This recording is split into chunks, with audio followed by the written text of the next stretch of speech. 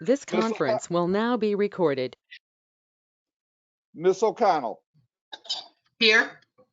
Miss Dillon, Here. Mr. Kish, Here. and Mr. Davis. Here.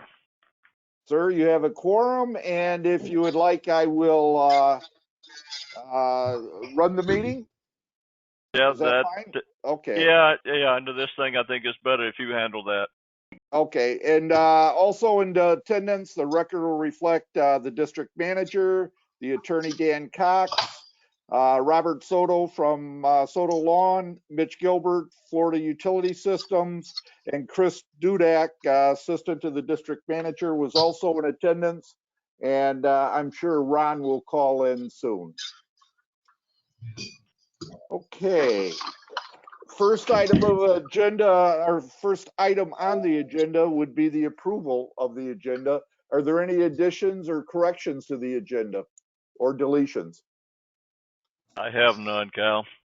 None for me. I have none.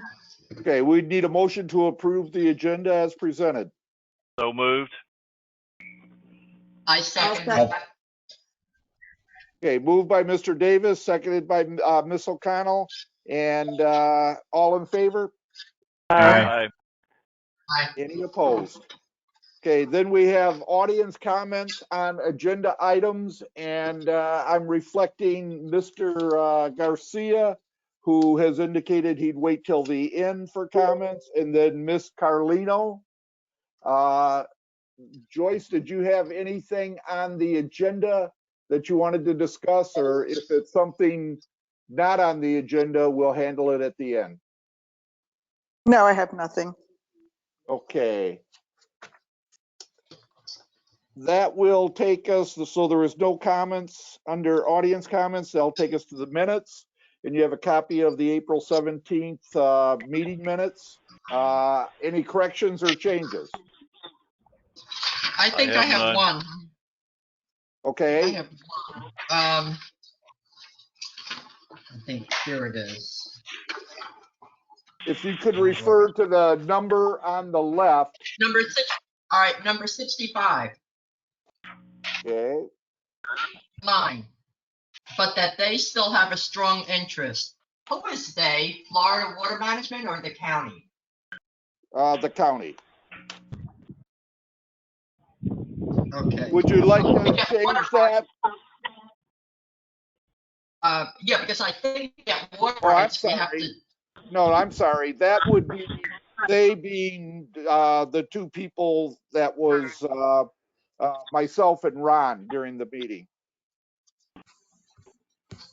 Okay. No, the they. It should be we or the CID. CID. Okay, Okay, that the I CID said that. still has. Okay, Yeah, thank you for the CID. clarification. Any other corrections or changes? I think that was it for me. Anyone else? No. I move we Okay. accept with the appropriate changes, Cal.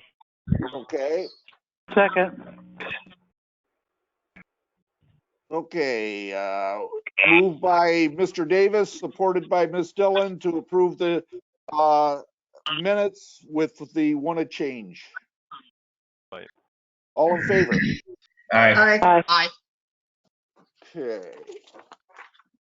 That will take us to the utility report. Mitch? Yes, sir. So this month's been uneventful. As far as I'm aware of, we haven't had one breakdown this month. Everything has ran along just as smooth as possible. The well fields, everything's been running fine. The water plant is running fine. We got quotes. We're going to have to get a backup computer system for the SCADA, which we've been speaking about. I did have some people come down to issue some quotes. I haven't saw those yet. But other than that, the water plant's running fine. The wastewater treatment plant, no issues at all. It's running fine on the conventional plant, making great effluent. The lift stations, we've not had any issues. We had a small list of things like handles for backflow preventers and some meter lids and stuff that we've been working through, and we got those all taken care of, I believe. I had to locate. There was a new house being built on Newport Drive. I don't remember the address right off the top of my head. I think it's 162 Newport. We could not find the sewer lateral, so I had to call in Earthview to come out and camera the lines and take the ground penetrating radar to actually locate the sewer tap for that builder. But they were able to do it, so they're able to tie on now. And other than that, everything's running great, no issues. Great. There is somebody that joined the meeting, caller number 6. Could you either identify yourself verbally or on the computer? Yeah, it's Ron Benson. Thanks, Ron. Chris will make that change. Okay, are there any questions of Mitch at this time? I have two. One is on Yes, page 10, the graph of the water flow. Are we prepared for the usage keeps going up and more homes being built? Are we prepared for more usage? Yes, absolutely. We're nowhere near capacity, so we have plenty of room. Okay. And one other item, page 41. The American flag is slightly torn and will soon need to be replaced. I think we should work on replacing it now. Yeah, Chris is on top of that. Okay. All right, that's all I have. Any other questions of Mitch? Okay, Cal, I do have one. Mitch, the handles on the backflow preventers on the inside with, the homeowner has the ability to turn off the water when they're not here. In the past, there have been a few of those that have been real corroded and a couple that were broken off. Are those checked by your people on a regular basis? Yeah, we fix them as much as possible, but I get a flurry of calls, and when we go out and look, the big percentage of those are bad. So I ordered 500 of them. They ended up shipping me like 40, which we've used, but the rest on back order. And of course, you know where they come from, China. So I'm waiting for the rest of them to come. But as soon as they come, we're just going to go through the whole community and change out all the ones that are bad. Okay, well, good, because I know there's some of them that have been bad or broken off or nearly so. So that's good. We get plenty in. Yes, sir. That's it for me. Okay. Robert, that takes us to you. Good morning. I want to kind of let everybody know that I got a hold of Cal about 2 weeks ago just to let him know that we had a loss on the family. My wife lost her dad, and it's been a tough 3 weeks, so I haven't been able to get on track as far as this is actually my first week full back. I thought our meeting was going to be next week. I forgot that the first Monday was on the 1st. And so I wasn't able to get that done. I just wanted to give a follow-up on everything that has happened out there. We did finish the exotic vegetation removal on the properties that approved our estimates. I even asked Cal for an extension on days on that because I haven't had the chance to make it out there and show the guys. But we finally got all that done. Thank you on that, Cal, for giving me that extension on those homes there. On those lots. Irrigation wise, we haven't had major issues. I did have to reschedule everything on the day to meet the electrician out there. I was hoping to have this already and done by next week, but I haven't had the chance to get all that set up. But I am working on it. I'm barely getting back on track overall. I did get the contract to you, Cal. Did you everything lined up good on all that from our end? Yes, it was. And when we get to that item, we'll go through it and I'll highlight the changes for the board. Okay. As far as the notes, now, we usually get these the day before the meeting. And I realize that it's because the Monday before the meeting is when you have the write around with one of the board members. But the contract does say that we'll get a monthly report 10 days prior to the meeting. So if we could We've work always on done that. it. If I can change that up. I mean, it's always been like Catherine and I would do the write-arounds on Mondays or Tuesdays, the days that we assign, and then I would get it out on Wednesday. But I mean, if it's like that, we can change it up on my, we can go to the 10 days or just change it up, whichever way you want it. Okay. That takes us to a point. Catherine's in Ohio, and we either need somebody to take care to do the write-arounds like Catherine does when she's down here, or the other thing that idea I threw out at Catherine, and she can comment on this, but maybe that Robert just does his report 10 days before, like the contract says, and not necessarily do a write around with a specific board member, but each board member, through your travels through the community, you identify areas of concern or things that you want to look at and go from there. That's fine. I mean, I know with all the COVID things going on, and I know we changed everything up. So whichever way, I was going to do the report and get it out there.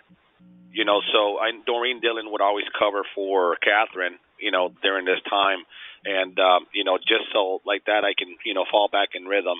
I'll just go, I'll just continue to get the notes out. I can do it 10 days prior, or the Wednesday before, a couple days before the meeting, whatever you decide. I mean, I'll do, no problem.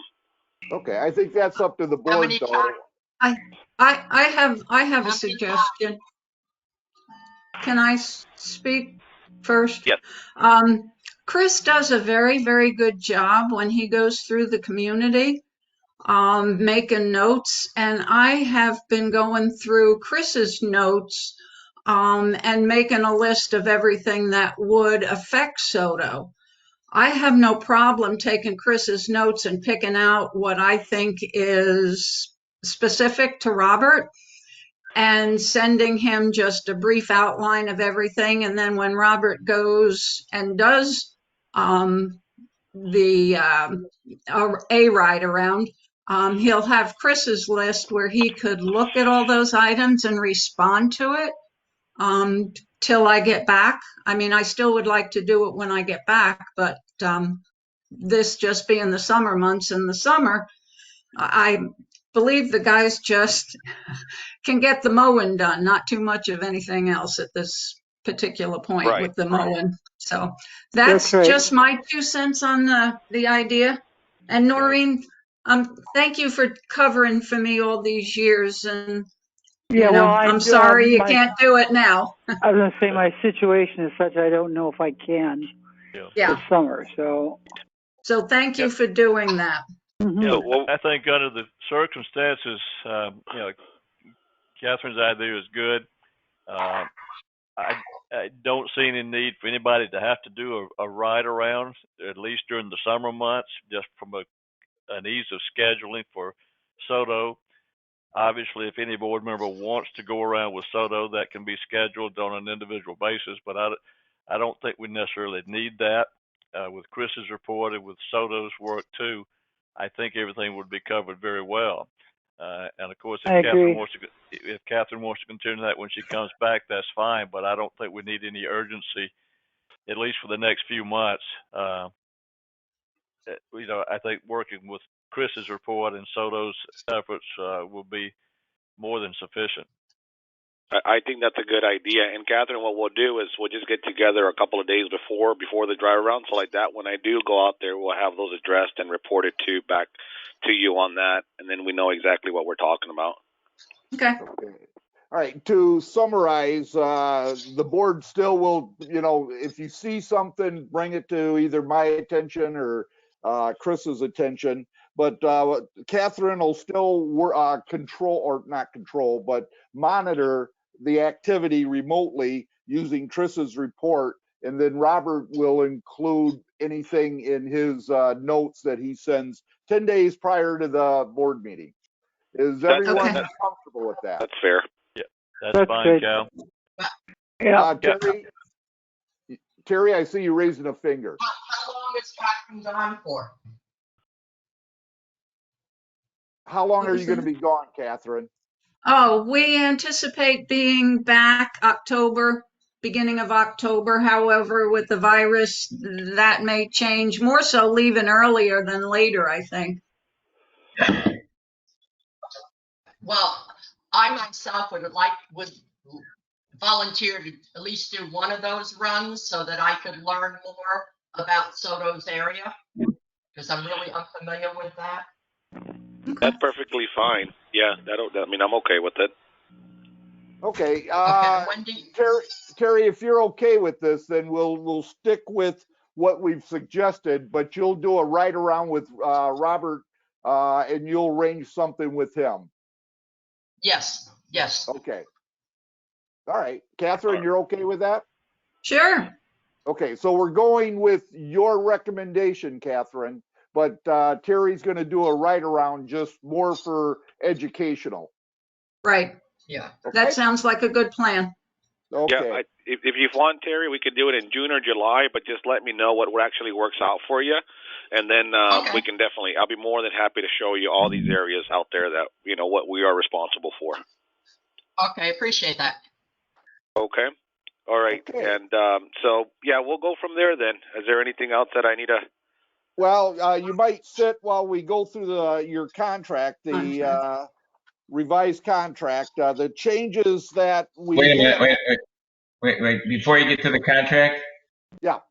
one thing for Soto, he took care of the properties with the exotics that accepted his proposal. What about the properties that didn't accept anything? What are we doing about them that still need to remove the exotics? Well, Chris is monitoring him on his report. Now, what we didn't have is his report. When he comes out, we've had several that complied, but after Chris's next report, then we'll follow up and we'll contact these people and make sure that they're staying on top of it. Yeah, because they haven't all been done. Yeah, there is a couple out there that are still need to be done. But is that a code enforcement problem? Is it not? Then we'd have to contact the county to get them to contact the property owner. Yes, that's the proper process. The other process is that we have Soto go in, take care of it, and we bill them. Right. Yeah, but then okay, well, then who's waiting for the money? We are or Soto? We are. So, but we'll go. Well, we through told the them that in the letter. Yeah. So I think a lot of it, the majority did respond. I think it's only a couple of lots that have not yet took action. Right. Yeah, I think we're in pretty good shape. Yeah, if they don't, Yeah, like I did said, I don't Soto- mind. Yeah, did you remove the dead palm tree on Sunset K? Because it's gone. Sunset K. Would have been an even number lot, like 170 something. Yeah, it was a dead one. We didn't know who it belonged to. Right. We were going to look to see if it was our responsibility or the landowner, Mm-hmm. but it's gone. I would have to look. I would have to look into who removed it. I can check with Ignacio because he was actually the one out there for me. Okay. All right. Thank you. Okay. So somebody just joined the meeting. You're identified as caller 7. Could you please identify yourself? Caller, whoever just came into the meeting. Yes. This is Joyce. I accidentally hung up on myself, so I joined back in. Oh, okay. All right. Thank you, Joyce. Okay. That takes us to Robert's contract. All of the concerns we had were changed. If you go to page 15, is the first change. And in that was all of the changes as far as the pricing. That's properly been reflected. Then if we go to page 19, He's added, as far as the turf areas for mowing, the well access road and the retention basin, which is items 6 and 7 under mowing. And then under the scope, page 23, 24, and 25. 23, Robert, you added something that wasn't there before, and that was lighting checks. And lighting's checked quarterly at $120 per quarter, billed at the time of inspection, and quote for any repairs needed. That would be an extra on top of what we have identified on page 19. Correct. Well, Correct. And that would be quarterly. how have we been doing that now? Catherine reports it to me, and then I get, either the electrician guy to go out there, and because she sees it at night, and she's the one that's actually, we've been working on it together. But what I was going to do is just get the electrician on a maintenance out there just to keep them on top, to stay on top of it.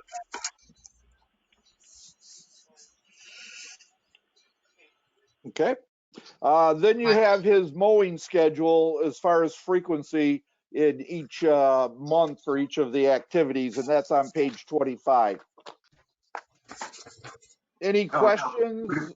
I Got one thing do. we need to add. In the section discussing the personnel, remember we discussed last meeting that the legislature now requires all of our contractors to use the E-Verify. E-Verify. Yeah. Donna didn't, I don't think Donna put that on there, and that's the E-Verify for the contract. Just to have it in there. Yeah, you did mention that, and I apologize. We didn't put it on there. You're exactly right. I'll have that portion put on the contract on the E-Verify, and then so it's on there, like you mentioned. I have some. Okay, Catherine, go ahead. I believe on page 13, the contract is between the CID and I believe that Severin Trent Management Service with their address. Yes. That needs to be changed. Yes, page 13, we missed that. The address.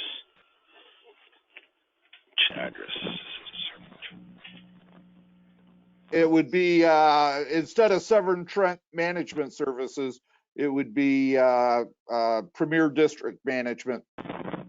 And then our address. District with address. Okay. Got it. Okay. Catherine, anything else? I have one more on page 15. The pricing. If we take what his current bill is now, which is $7,127.49, and add the $212.50 for the retention basin, it comes out to a total of, I believe, give me a minute, $73.48.79. I don't think his figures are correct. Some of the ones that are listed there have been changed from what his contract currently is. Only a couple dollars here and 2 cents there. Yeah, the difference is on line 7. Line 7, water management. He has $258.53, and I think he's billing $251.75. That's correct. But also line 2, he's currently billing $590.25, and believe it or not, line 5, he's billing $1639.35, a difference of 2 cents. So the figures that are there don't jive, nor does the total amount of the 12-month period. I think that needs to be cleaned up. You need to take what his current bill is now and just add the $212.50, and it'll be correct. Because what is listed here is not what he's being billed, what he's billing us right now. But I think item 8 is not a monthly item, if I recall. He doesn't do that monthly. I think I think item number 8, that he does 3 times a year, he might be wanting to bill that 3 times a year and not monthly. No, That's no, his no. option, I would. It's monthly. It is monthly. It's just he's cutting 3 times a year. Yeah, that's for the retention area, correct. He spread, instead of charging for each cutting, he spread it out over 12 months. Okay. And that's what we asked him to do. Yes. Yes. I just think those figures need to be updated to reflect the total bill and then add the $212.50 for the retention pond. Catherine, what I'll do is later on this morning, I'll have Donna call you directly. That's fine. And I'll have her work with you because I know you worked with her all the time. I mean, you know, working on all of this stuff. But she'll call you, and we'll make those adjustments so we can get this all wrapped up. That'd be wonderful. Okay. Yep. Terry? Okay. My item is minor, but it's the next paragraph after the pricing. Part of the sentence is missing. The termination of contract header. It says this contract may be terminated by the district, and your paragraph starts with the word district. Okay. District. With or without cause.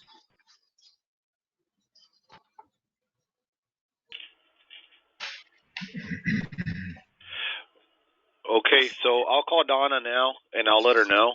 And I'll make the notes that I took, and then we'll put yours together, Catherine, make sure we covered everything. Okay. I have one more thing. Mulch. I don't see mulch listed. Is that included in the billing price of the different areas that get mulched on here? It was all part of that was all in the beginning before we broke it down. So it's on the monthly. Okay. It's on that's just strictly monthly. That we never broke it up like, you know, X amount. It was always just part of the monthly. Okay. But there's no specific line item for mulch. It's included in the water treatment plant amount? It's throughout the 41K Drive, Newport, the areas that we actually mulch. Okay, so the mulch is spread out through those areas. Okay. Through those areas, correct. Okay. It is identified on page 23, replanting and extra work, and you said mulching be done annually, September and October. And we changed that to 2.5, mulching 2 times 2.5 inches. Yeah, the 2.5 inches. That's when we do the spread. Yeah. So I'll have that wording also revised, and I need to move that because we moved it.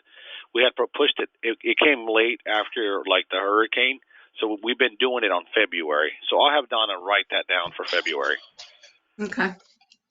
So throughout the property on the areas that, you know, require mulch. So I'll make those changes. I mean, it's nothing too critical. And then I'll have her call you too, and I'll put her aware of what we need to change to, Catherine. Okay.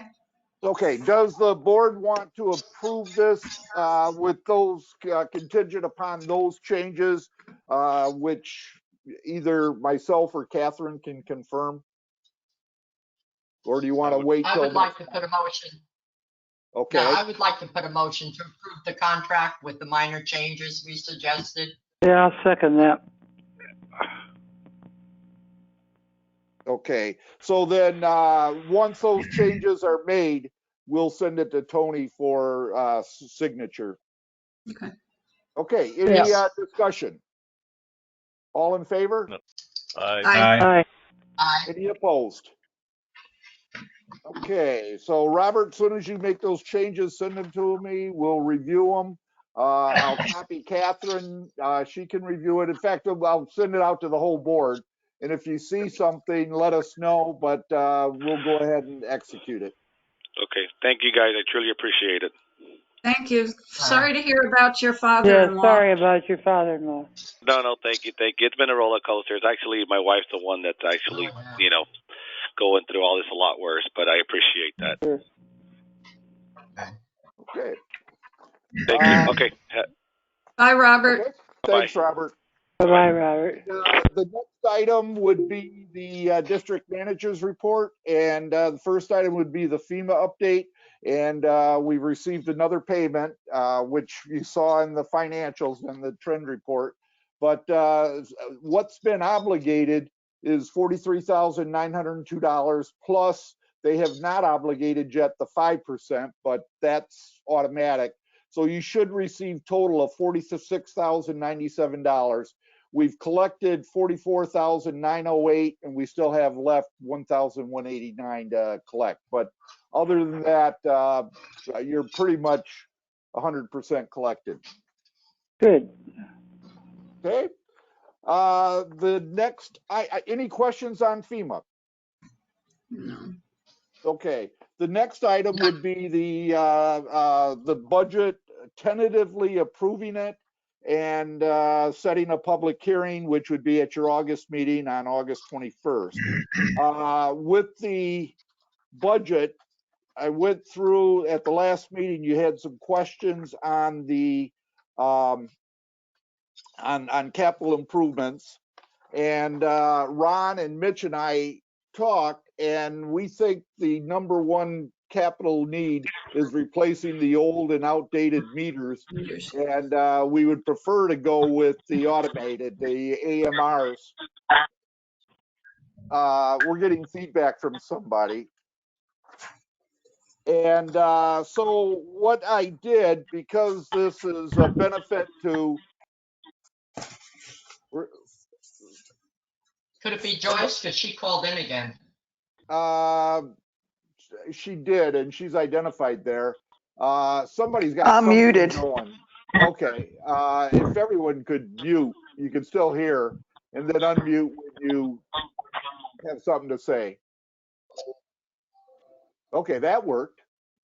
All right, so I've added 4 capital improvements, which we would propose to be the meters, which is at 300,000. But if you notice on page 29, I put 50,000 for meter replacement in the general fund, because this would also impact the irrigation system. And then in the water sewer fund, put 275,000. Whoever just come in is the one with the noise. Okay. Yeah. You're going a little fast for me. I don't have those same pages you're looking at. Because there were so many of these. Okay. In So the budget, what line item the are you first looking at? one, the capital improvements. Whoa. Okay. In the first one, if you look at the upper right corner, or I guess if you're looking at it, it'd be the bottom right. And if you look at page 29, we have 50,000 set aside, capital improvements for meter replacement. And then we put another 275,000 in the water sewer fund. The water sewer. And that would be on page 33. Okay, I see that, yeah. That's a total of 325,000. What we've estimated, it would be about 300,000, but you know, just to be on the safe side. But the meters are old, they're hard to read, and I'm not sure that you're getting. I'm going to share something from the let me find that right here, and then let me go to get you up there. Okay. And this is right from the meters, but what this will allow is for leak detection. Somebody, okay, somebody needs to mute their okay, there we go. So what we've got is leak detection. These are the advantages or the features of the meters, what they'll allow, and they'll also allow Mitch to monitor these remotely. But leak detection, if there's no flow going through, we'll be able to tell that. If there's any tampering with the meter, we can identify that. Instant data logging alarms, the registration alerts, and then we'd also be able to look at hourly consumptions, which is, you know, I think would really be good. And these are some of the alerts that you would see, such as this one has a small leak warning. And these are half of the complaints that we get. And Mitch, you could jump in here, but Mitch will tell you that half the meters, they can't even read them. They're just really difficult. That is correct. Whether you go with AMR or regular meters, more than half of them are hard to read. But even more than that, I am 100% sure that you're losing revenue because they're not reading. You know, they never speed up; they slow down. So we're not getting an accurate reading.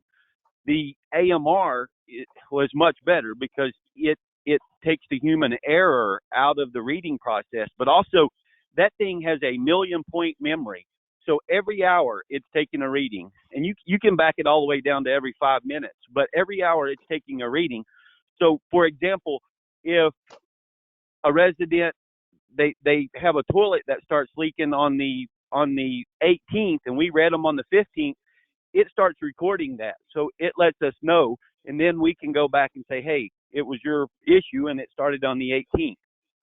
So it is from a meter reader, a billing standpoint, a utility owning standpoint, it is a win-win in my opinion. And I've been personally involved with multiple utilities that switched to it, and they all were happy. Plus they recouped their money fairly quickly just off the increased revenue from getting accurate meter readings.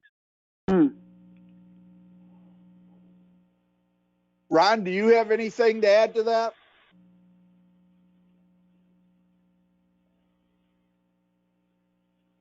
I don't know if Ron's still with us. I'm here. I'm sorry. I had to figure out how to get to the mute button. Yeah, I agree with everything that's been said. I mean, it's known in the industry that meters, like Mitch said, meters read low when they get old, and when you replace a meter, you always are going to recoup some lost revenue. And then all the features of the automatic read, especially in a utility, you know, like ours, I think is going to be a big benefit and allow you to provide better service to your customers and answer questions quicker and with more information. So it's a good thing. Okay. All right. Anyhow, that's what we've put into the budget is $325,000. Cal, I have a question.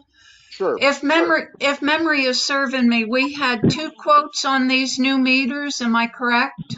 Yes, but we still have to bid them out because they exceed the threshold, and so Is your pricing the more expensive one or the lesser one for the budget purposes? We use Mitch or Ron, the 300,000, was that the more expensive or the less expensive? They were almost identical. Yes, within a few $1,000s of each other for the meters, and then the labor was just based on what our contract is with Port of the Islands to install them. That was written into the contract from the beginning for meter change out. Okay, thank you. Welcome. Okay, so right now we're not looking for a yes or no. I guess if there's objections or concerns, then we want to make sure we answer those. But if the board is in agreement to proceed this way, then what we would do is put together a meeting with our billing department. Ron, I think a shoe. Could you mute your mic, please? It looks like it's Mitch. Oh, okay. Sorry, I'll mute it now. Okay. And so what we would do is go ahead, and if you want to proceed with this, then Ron, Mitch, our billing department, and myself will get together and we'll talk about this and put together a set of specifications that we could go out for bid. But we'd present those to the board, next meeting. And then if it's something, it's going to probably take close to 45 days for bidding. And then after we bid it, we'd like to be able to get up and going pretty close to the new fiscal year. That sounds good, Cal. I think that we'll Works proceed for that me. way. Okay. So there's no Yeah, I'm good. objections at this point to not proceed with this. No. No. Okay. Yeah, I All have right. none. Awesome. Then we will proceed in that direction. In regards to the budget, is there any other changes that you would like to? Now, you still can make changes before, right up until the public hearing. But what you cannot do, if you approve this, is increase assessments. And I think you have been very strong in your position that you don't want to increase assessments this year. No, we do Correct. not. Yeah, I have one thing, and this may be minor, but Robert, I think his yearly budget for 2021 needs to be increased to reflect a new amount because it's only about $4,000 difference. I don't know if it's worth it or not, but the difference between 89 and 85, I think, is roughly what it comes out at. Can you look at that, Cal, and Sure. see if it needs to be changed? Okay. And what we will do is we'll adjust that and then we'll, take from that, let's see, possibly R&M Roads and Alley. We put an extra 10,000 in there, so we'll just adjust into that area there. Okay. Okay. I have one item, or maybe two. One is the mosquito spraying. Yeah. I think we just let a contract out, and I think it was 11,500. It was pretty much the same as we had budgeted last year. But on the current, on the new budget, actually, it is a little bit less. So if we take the 93.75, you got a good deal from Chad Kish. right, we did. By 60. But our budget is going up, and I don't know why. Well, we usually budgeted about 60 events, and I think we put a few more in there. Let's see. So if we took 9375 divided by, 9375 divided by 125. We've got 75 spray events in there for a year. And 75 is pretty healthy. So Yeah, have we heard anything back from the Mosquito Control District? No, Okay. they still have to get, if the board would like, and we can start putting that on the agenda, but if you'd like to get that on the ballot, and we could petition the Mosquito Control District for inclusion in that district, and then, but the board would have to take that initiative. Do we know what the cost would be, though?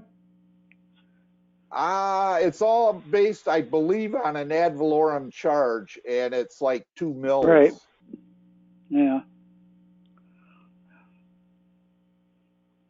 So if you'd like, we can put that on the agenda. I can, for the next meeting.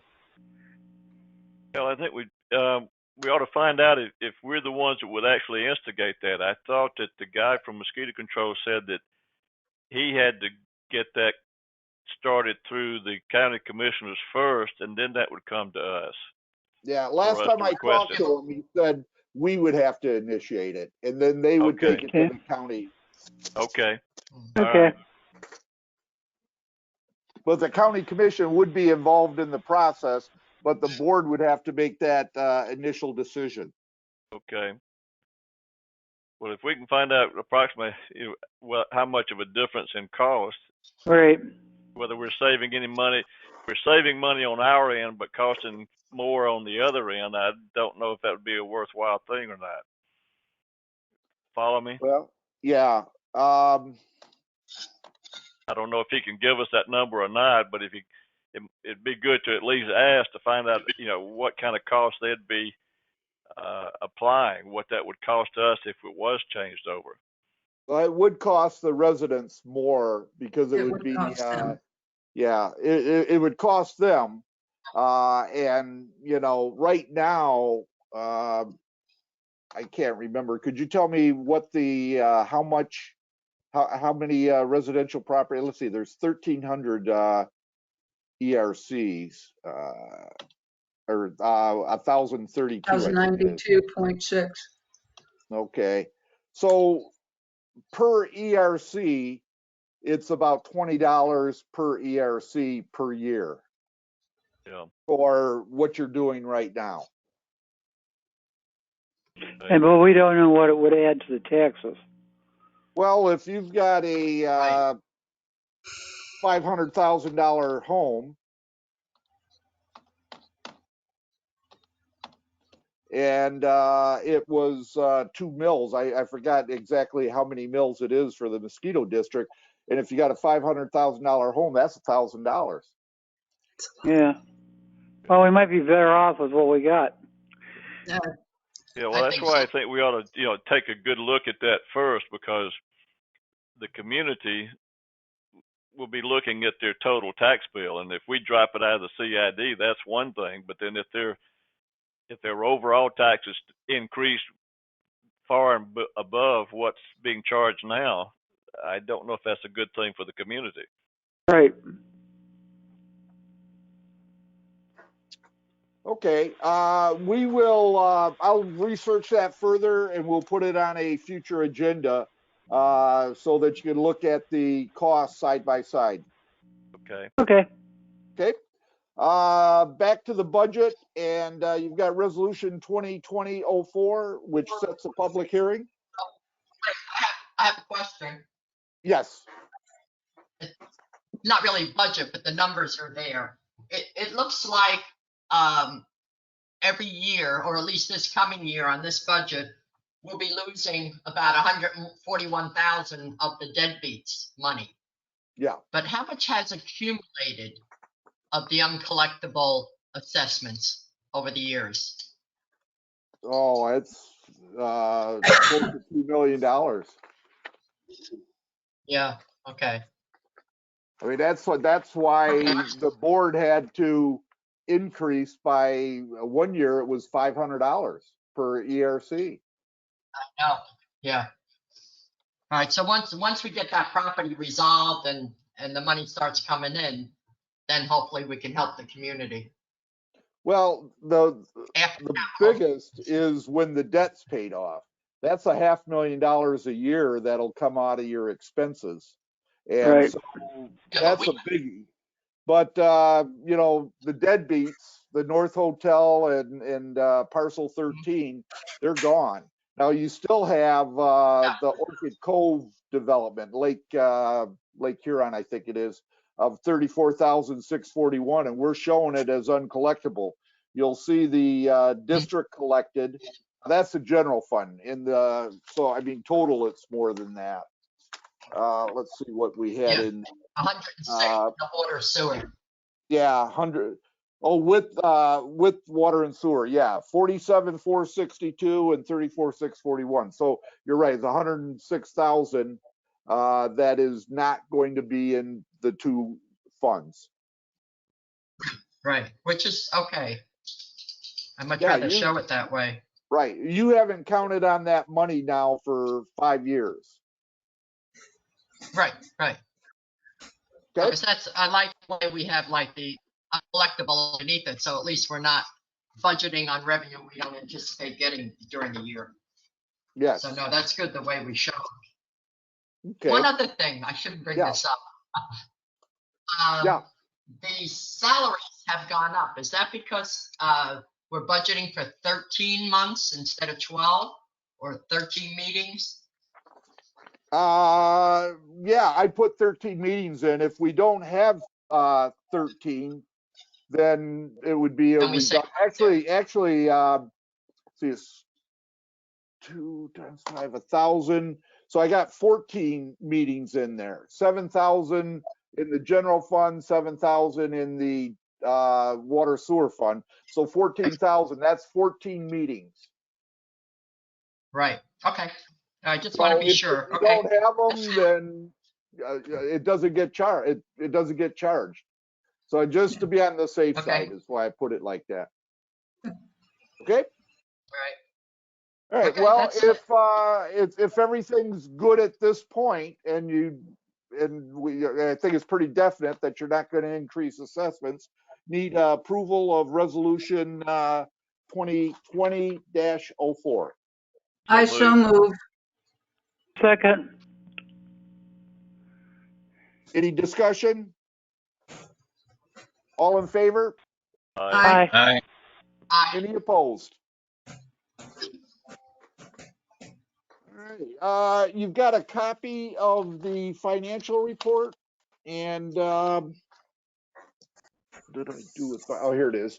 You got a copy of the financial report, and it's we did run it by. We're because it was so close, we sent it out separately after the agenda packet. But it was reviewed also by Terry. We got her input beforehand, and so you got a copy of it, and I can answer questions. I have one. Okay. On the accounts payable in the water sewer category, we've Yeah. been carrying a total of $1,193.72 for months. Do we know what that's for? Is there any way to get it off the books? Because it just keeps showing up. I'm not sure. What are we looking at? We're looking at on the balance sheet. Okay. The accounts payable for the water sewer, it'd be almost like in the second group. The financials aren't here. No, I know what that is. That's your insurance, and it's been accrued throughout there. We have to pay it all right up front. And but then we spread it out over the year, even though it's all been paid. Yeah. But So each that's week an we do a insurance. journal well, wait a minute. If she says it's in accounts payable, that means it's unpaid. Well, that's just the way the accountant shares it. He identifies it. It's a payable, but it was paid up front. It's just being spread out over the year. All right, but when you do the prepaid every month, are they doing a journal entry to lower that accounts payable and put it Yes. to insurance expense? Yes. Yeah. So that number's And that number 1193 hasn't changed. It was like that in January, I think. Right. You take the total that was paid and divide it by 12, and every month it's the same amount. That's oh, that's why it goes into payable. It keeps repeating itself.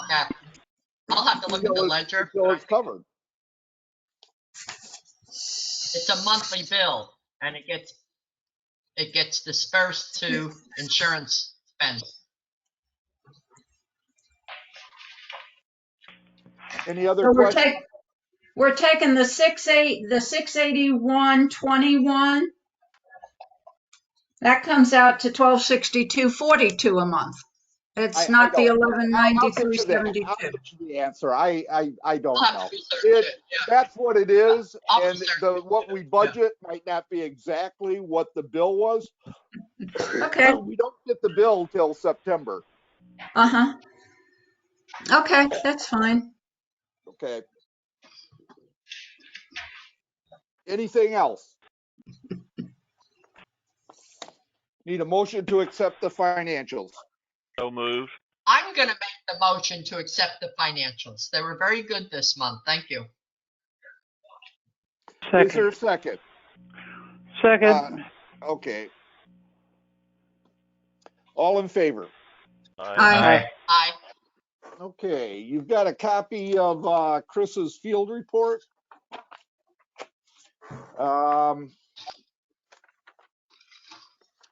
Is there any questions?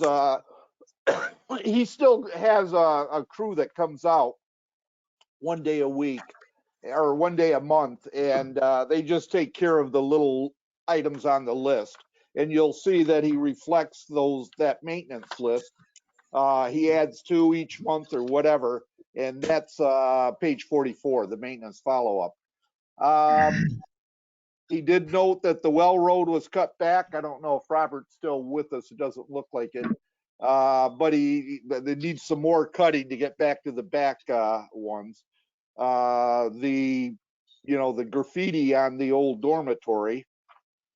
I talked, Chad is going to try and get us more frequent updates on his spraying. Right now he's right around 2 per week, and we're thinking that it might be best to go to about 3 a week. Let's see. Chris had on the side monuments, and they're getting ready to, you authorized them to be painted up.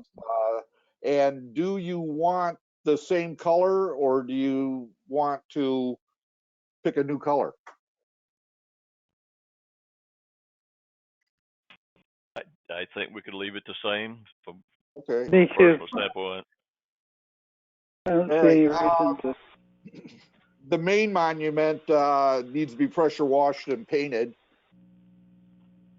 Like, the big signs for, on Newport and Orchid Cove, or not Orchid Cove, but Union Road and Case Drive, they've all gone with the grayish kind of Right. color. Do we want to consider maybe going that way? Well, you'd have to do all roads. Well, no. The colors for the signs on Union Case and the main one on Newport is all with the black and gray. The sign that the guy Right. refurbished. Do we want to start leaning towards the gray for the monuments? And the only monuments there are Newport. What about the ones on K's? Oh, you're right. There are the 2 there. I'm sorry, Noreen. Yeah. I think that would be too dark of a color for an entrance. The brighter color, we can do a brighter color, but I think a grayish color would be too dark for an entrance. Well, there's 15 different shades of gray, or 50 shades of gray. That's right. Yeah, that sounds like that dirty movie. Anyway, it was just an idea to kind of get it to start blending in with the gray and black signs that we've had up, as compared to going with the browns.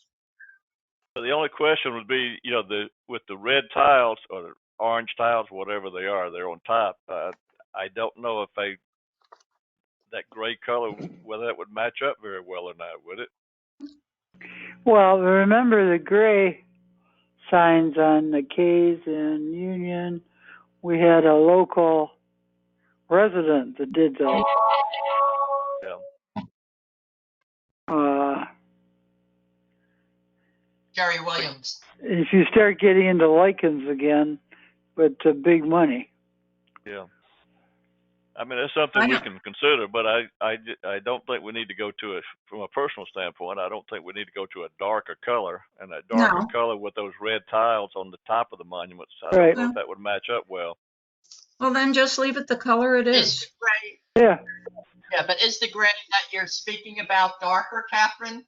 I'm not familiar with the signs you're comparing. No. They're the ones that your friend redid. I mean, those are black and gray. Those are pretty dark colors. And there's almost a white that has a gray tint to it, if you want to look at it that way. Right. I just thought maybe a gray hue would go more better with the signs that are already there, the black and gray ones. Just my personal question. That sign is attractive. No, I agree, Catherine. We should bring some gray into it. Okay, I'm not sure what the direction is here. You want to? Yeah. Well, what about asking the gentleman who painted our signs, the local guy that did the gray and the black, get his opinion? Yeah. He could go to Walmart and pick out chips. And I mean, gray is such a neutral color. I personally don't like it, but that's me. Don't you? Okay. No, but that's me. Okay. I was never a fan of the gray and black signs anyway. Me either. But they were too dark. So okay. Okay. I just painted the whole inside of my house. Okay. What we'll do No, on I the like side green. monuments, I'll tell Chris to hold off painting those. And next meeting, we'll put it on the agenda. And Terry, if you could talk to your friend and get some feedback on that, we'll next meeting we'll handle it. Good. Okay. That'd be great. Okay, on page 36, there is some asphalt that's being raised by a tree root from a oak tree on Newport Drive.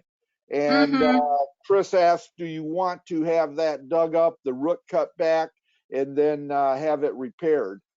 We can get a quote for the next meeting if you want. Well, we should. Yeah, Okay. I agree with you. Yeah. Okay.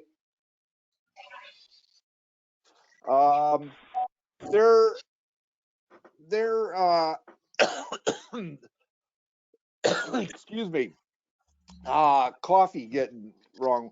That road, the Union Road asphalt repairs that we presented last meeting, there was question on if that was CID property or not. And on page 37, you see that Chris has identified it as definitely being CID property. That's on big Union Road. money. As Union Road as it turns right towards the water plant.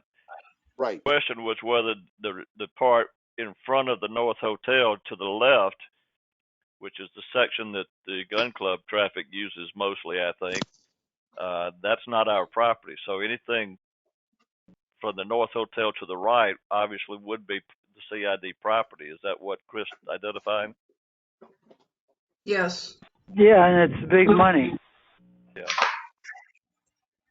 $1,772.80. Am I looking at the right quote? I just grabbed it. Let me pull that out again.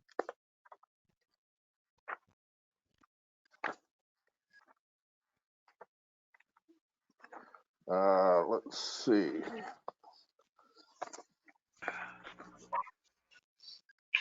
That sounds pretty close to right. 5 repairs totaling. Yeah. Yeah, if you want to prove that not to exceed $1,800. You said it was 1,700? 1772.80. Yeah, you want to prove it that if you want it done, not to exceed $1,800.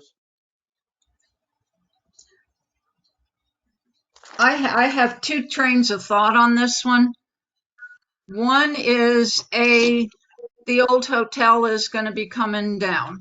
Right. Do we want to spend the money fixing the potholes with the possibility of them being damaged through all that? Or do we want to look at it from the standpoint people may be going back to look at parcel 13, and you also have the guys going to the water plant. Do we want to fix it for them? I don't know. Well, the first comment is that even if the county does demolish a North Hotel, you're probably looking at 6 months or better before they even come up. Before with they funding. ever get started. Yeah, yeah. The issue is not only the traffic, but the road.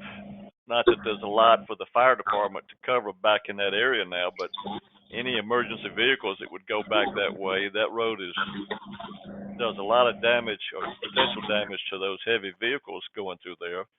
Okay. It slows them down, if they have to avoid those potholes. And I don't remember how severe those potholes are, but I They're think it ought to bad. be done. And the way the roads wear out, it seems back there on that section that they're going to be needing it again within a year anyway. So by the time they need to be redone, the county's going to be in there, and we can let it ride once they start the demolition. Okay. Good points, Tony. Right.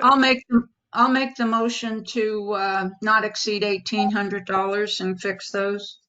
Okay, I'll second. Any discussion? I have one. Yes.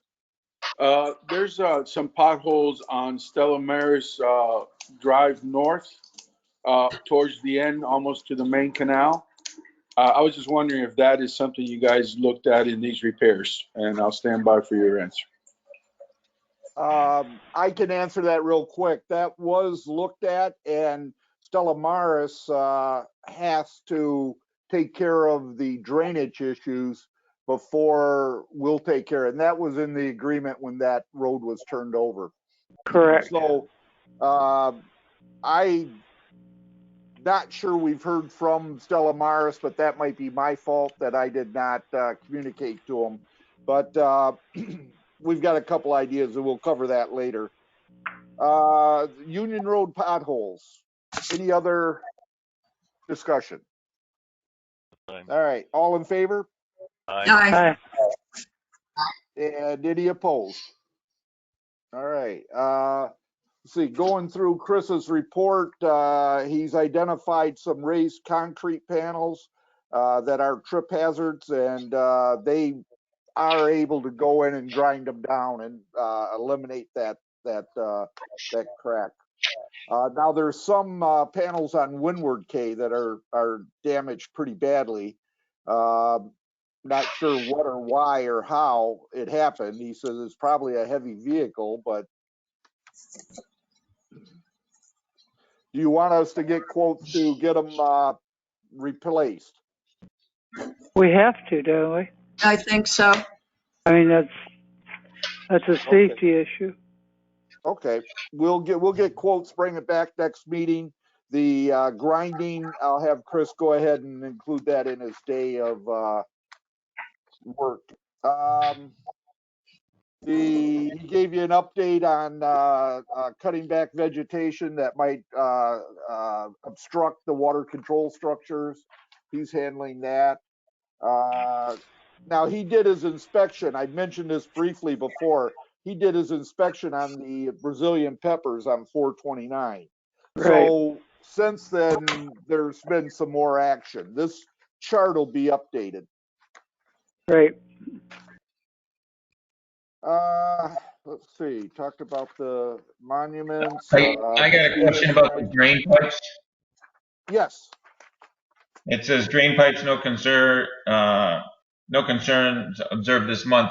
But when the rainy season happens, those drain pipes under the sidewalk, they're plugged up all the time. How often do those get cleaned out? The ones under the ones under the sidewalk or the ones under the driveways? No, the ones under the sidewalks that go back to the swales from the street to the swales in the back. Okay. I'm not sure. I mean, So does Mitch take care of that, or does Chris take care of it? Because Chris doesn't have the ability. Chris doesn't have the ability to, but Mitch does. And what we'll do is have Chris make sure that he inspects them. And if they need cleaning, then we'll have Mitch go out and do it with his Vector truck. Or once it starts raining, those things flood the street once it starts raining. So that'll be next month. Okay. If you put a list together for me, or if Chris puts a list together for me, I can go out and look at it and let you know what it'll cost, or we can go out and just run the back of the truck to it and get them cleaned out. Oh, no, it's not really that. It's not cleaning them out underneath, just cleaning them out in front. You need like a shovel in about 5 minutes, not even a couple minutes. Oh, got you. Got Oh, you. yeah, I didn't Chris understand. can I thought it handle was the that. pipe. That's what I thought. Yeah. I thought it was a culvert under the sidewalk. Oh, no, just in front of they have like 3 or 4 PVC pipes running underneath the sidewalk. The debris gets in front of them and blocks everything up. Okay. Yeah, that's definitely a Chris we'll make thing. sure Then that's he can do taken that. care of. Yeah, Chris could do that. Debris in front of sidewalk. Okay. Cal, this is In the middle Ron. of the Yeah, I think Yeah, Ron. we're talking about, shoveling out the gutter where all the grit and stuff settles out and then blocks them. So I think that's just shovel work. Yes. I thought we were talking about a culvert under there, but no, the gutter would be shovel work. We can get that taken care of. Okay. Anything else on Chris's report? Yeah, I have one thing. It's relatively minor, but the entrance to Orchid Cove is labeled Swan's Way, I think it is. There's one or more signs there. I noticed when we had this, the recent high winds and everything, that the signs there are rattling and shaking, which means they've either broken through the metal or not bolted down tight enough. Those should be checked, because that'll just, as the winds come with the storms and everything, that'll just wear those holes out even more to damage the signs and blow them off of there. Okay. I'm not sure which sign it is. I couldn't reach that, but when you turn into Orchid Cove off of Union Drive, that's called Swan's Way. It's the signs there at that next stop sign, which would be a street sign, and I think there's a stop sign, and I think there's another sign there, maybe a fire code sign attached to the post. One or more of those are very loose and rattle when the winds are up. Okay. We'll have him take care of that. I have one thing, Cal. Yeah. A couple months back, Chris noted that there was a lot of broken, destroyed, ruined, bent, whatever signs in one of the sheds, storage buildings at the water plant.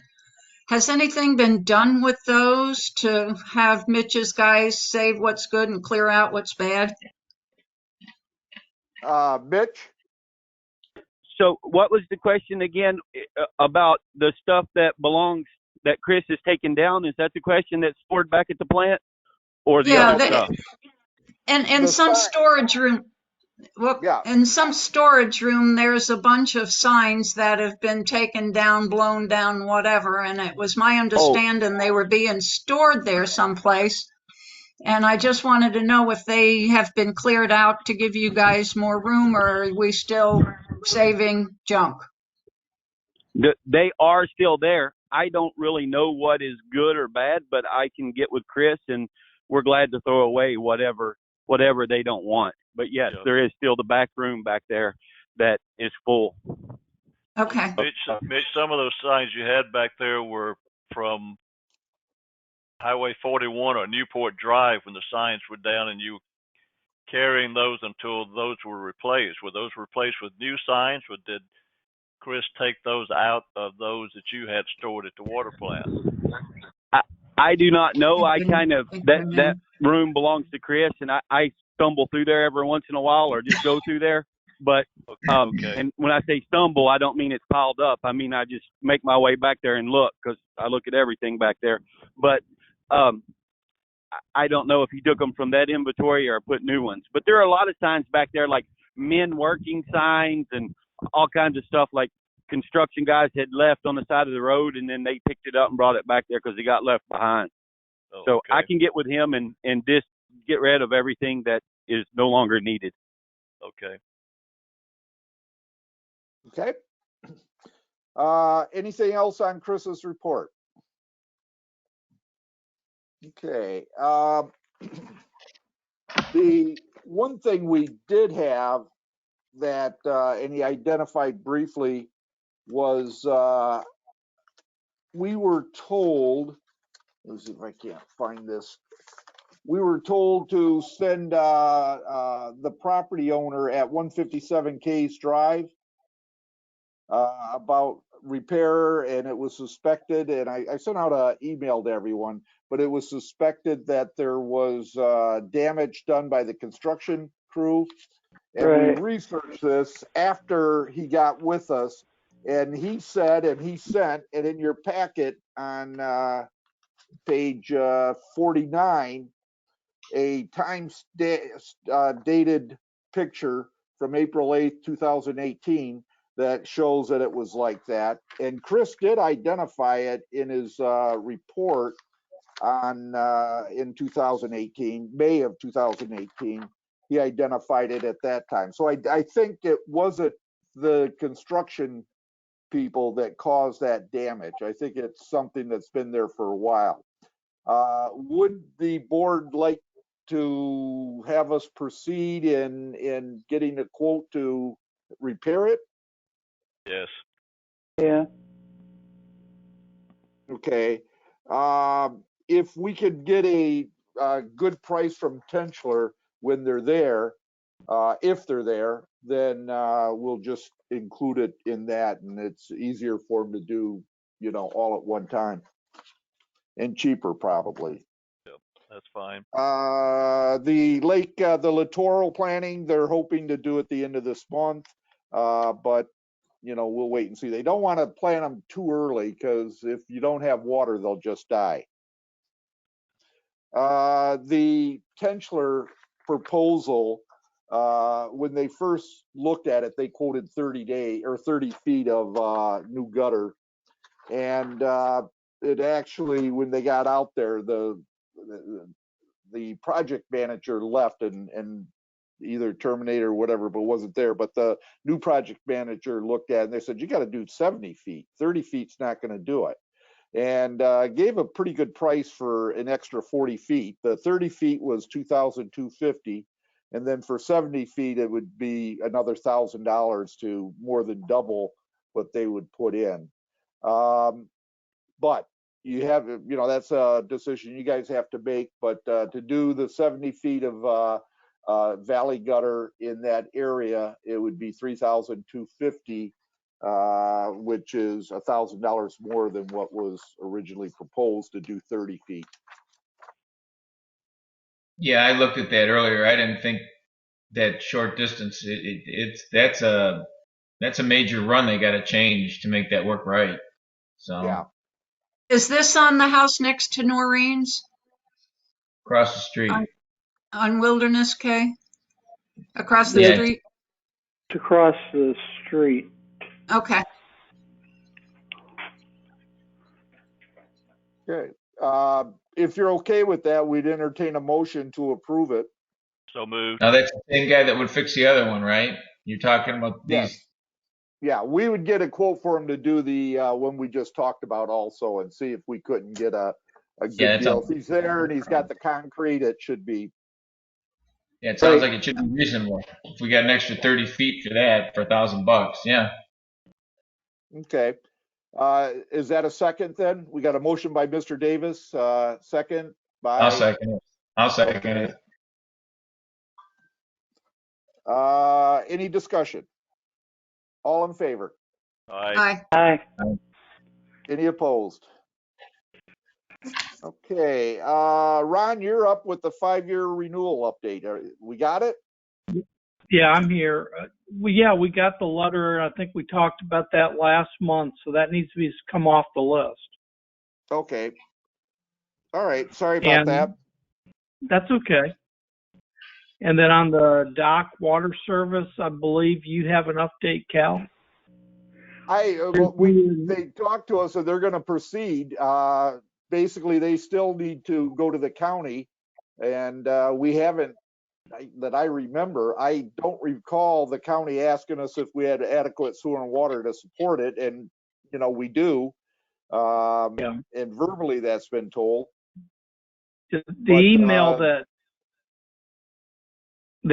that was forwarded to me, which you and Mitch were involved in, they are relocating the point where they would tie in, and I think Mitch went out and verified that location. Is that correct? Yes, that's correct.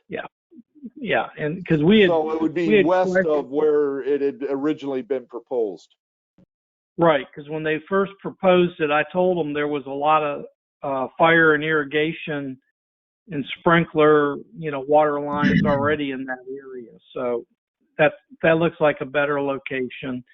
I would expect that at some point they'd have to have a real engineering drawing approved by the county. But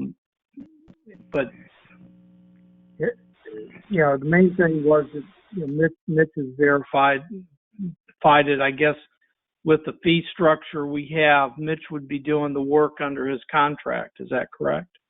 Correct. To set the meter. Yeah. To set the meter, right. Yep, and they take it from the meter. Yes. Yeah, everything. So on my end, I think everything's okay up to the point where if I have to help you verify something, with a official approval to the county, I'll tell them that an engineer has approved it after I see it.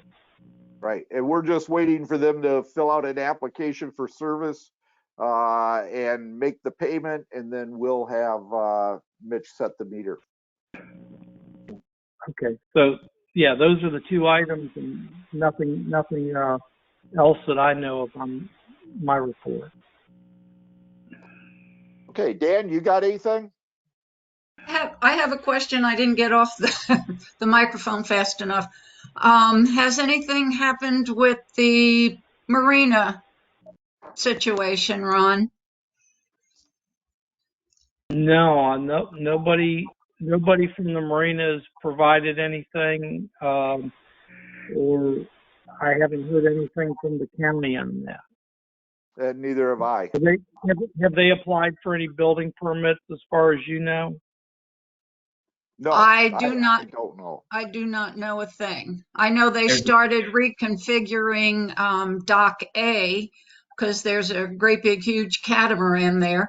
Did you get all the permit numbers I had sent to you from Collier County and the Water Management and the Army Corps of Engineers? Yes, I did. And it's a little more difficult with the virus right now to check things, and I didn't get it. So I have not gotten all the documents yet, but I will try. I will work on it this month. Hopefully things are opening up a little bit, making it, a little easier. Sure. Thank you. Okay. All right, Dan?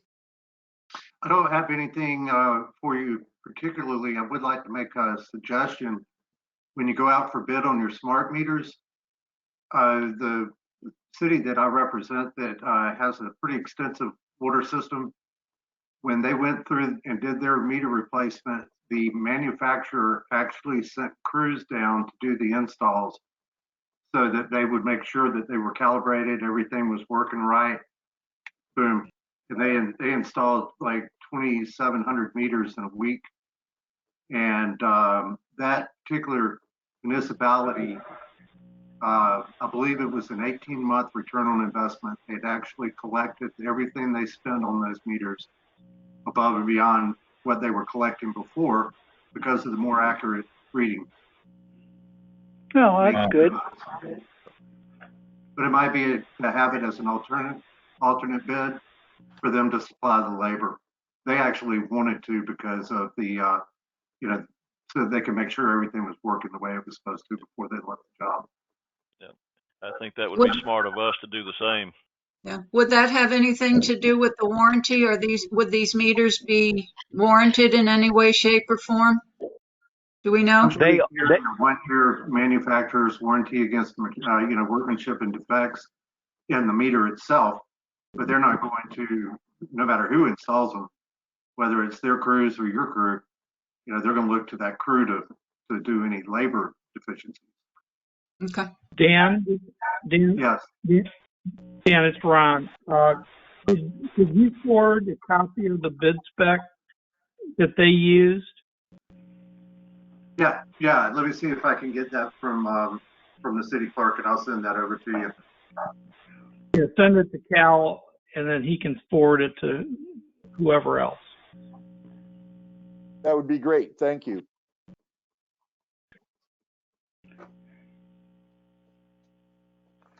All right. Anything else, Dan? Any questions of Dan? All right. Move on to old business. We've got the Stella Maris drainage pothole repairs, and I don't know if you would be willing. Now, the proposals that we had would take care of the drainage. I thought possibly we'll approach them and see if they want to split the cost. And that would, by having them split it, they would be paying for the drainage repairs, and then we would be taking care of anything else. I thought that's what we were planning on doing. I don't know if we actually approved that or not, but that's what we should do, I think. Yeah, that wasn't Yeah, I think we're. Okay. I'm sorry. I guess I understood it as take care of the drainage, and then we'll go in and do any asphalt repairs after that's done. I've got some questions. When we're talking about the drainage, I took a ride over there before we left, and it seemed like all of Stella Maris North, if you look from one end of the road to the other, anything going down the center, there was probably potholes where Right. the sand is almost showing, okay, in these potholes. Is this what we're talking about, the drainage? Also, the other quote we got from D&G was for the cul-de-sac. I'm not sure what cul-de-sac they're talking about as far as repaving, because the one which would be the furthest one west, you have the boat storage there on the east side, and then you have 4 or 5 buildings, and then you've got the cul-de-sac there. Is that what the paving is for that cul-de-sac? Yeah.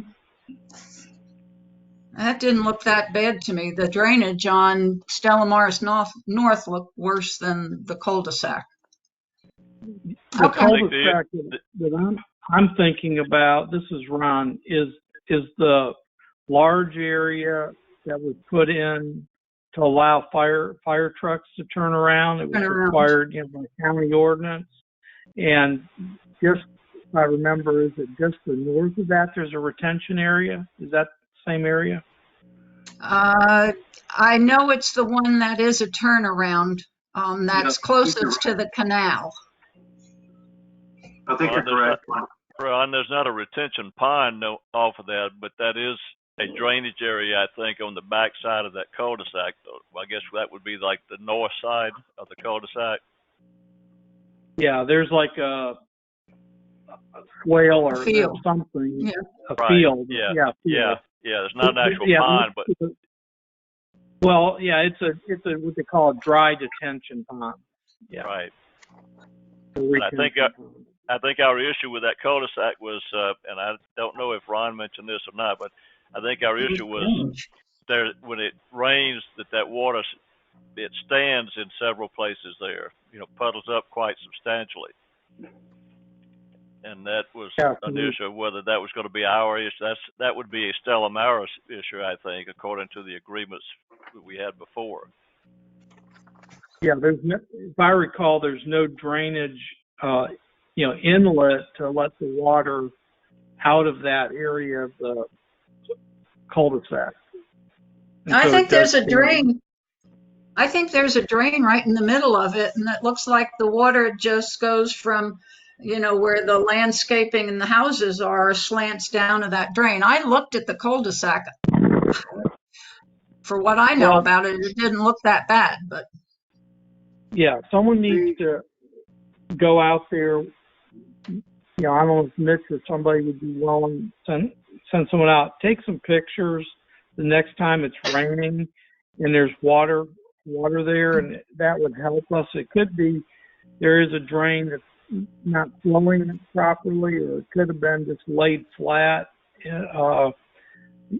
per the original plans. And I'll have to get the original plans and double check it. But that was all put in based on a alternate county approved way of doing streets. You know, it is on the approved list, or it was at the time, where you put the drainage in the street down the middle of the road instead of a normal curb and gutter. And it's done where it's real flat and there's not, you know, there's just no other way of doing it. You know, if someone could get a picture, you know, when there's enough rain that there's water standing in the street or whatever, that would help me a lot. What address is that again? And I'll send someone out there when it rains. That's the cul-de-sac at Stella Maris. If you go down Stella Maris North, it's you turn right into the into a cul-de-sac. Okay, all right. I'll when it rains again, I'll snap a picture. Yeah, actually, Mitch, just pictures along that whole street when it's raining. Okay. No problem. We'll take care of it. Okay. And then as far as doing anything else on that, this will be delayed till the next meeting, and I'll get some more information. And we had pictures last time, but we'll have we'll send them out again. Parcel 13, I've received no word.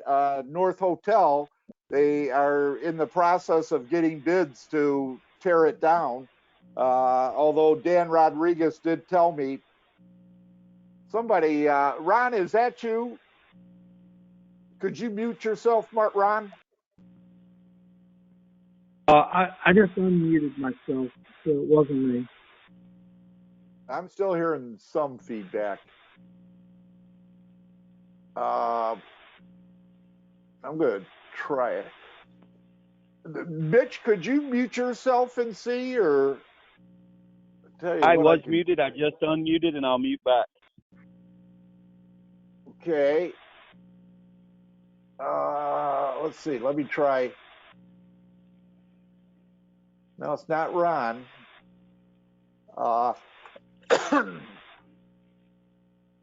Okay, it looks like, let me try Mitch again. Where is Mitch? It's not Mitch. Was it Ron?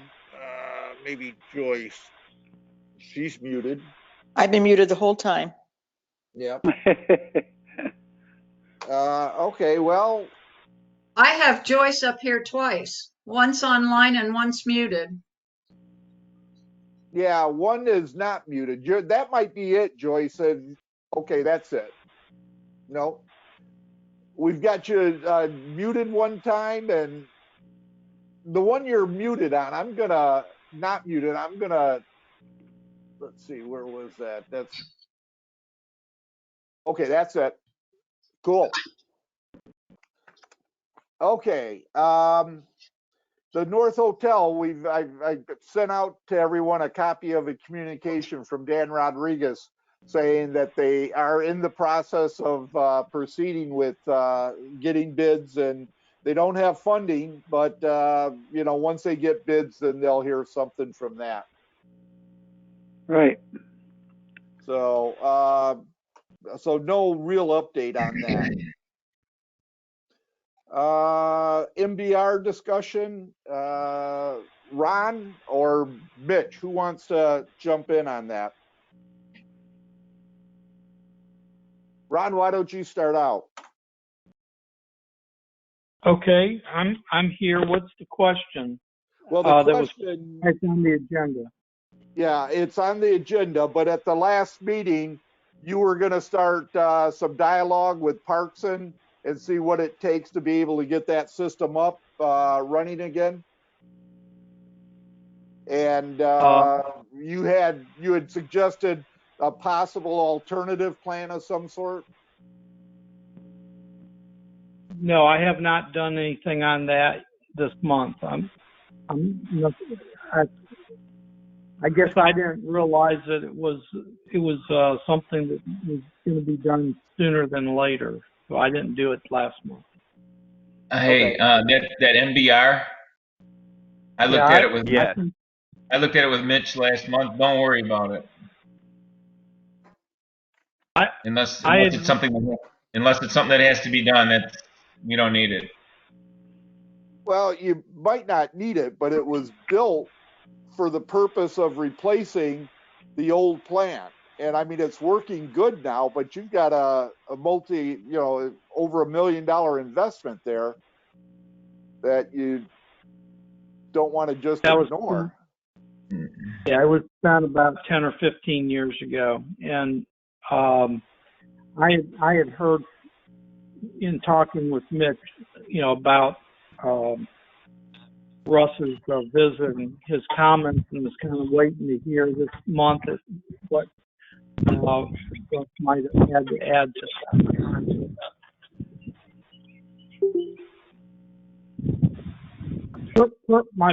My personal opinion is at some point we ought to do something, because I believe we have a system that has use for the utility, even if it was in a modified, configuration, because it does add capacity and reliability and redundancy. I can appreciate when we have, a list of things to do, as how high up on the list, is debatable. And one area that,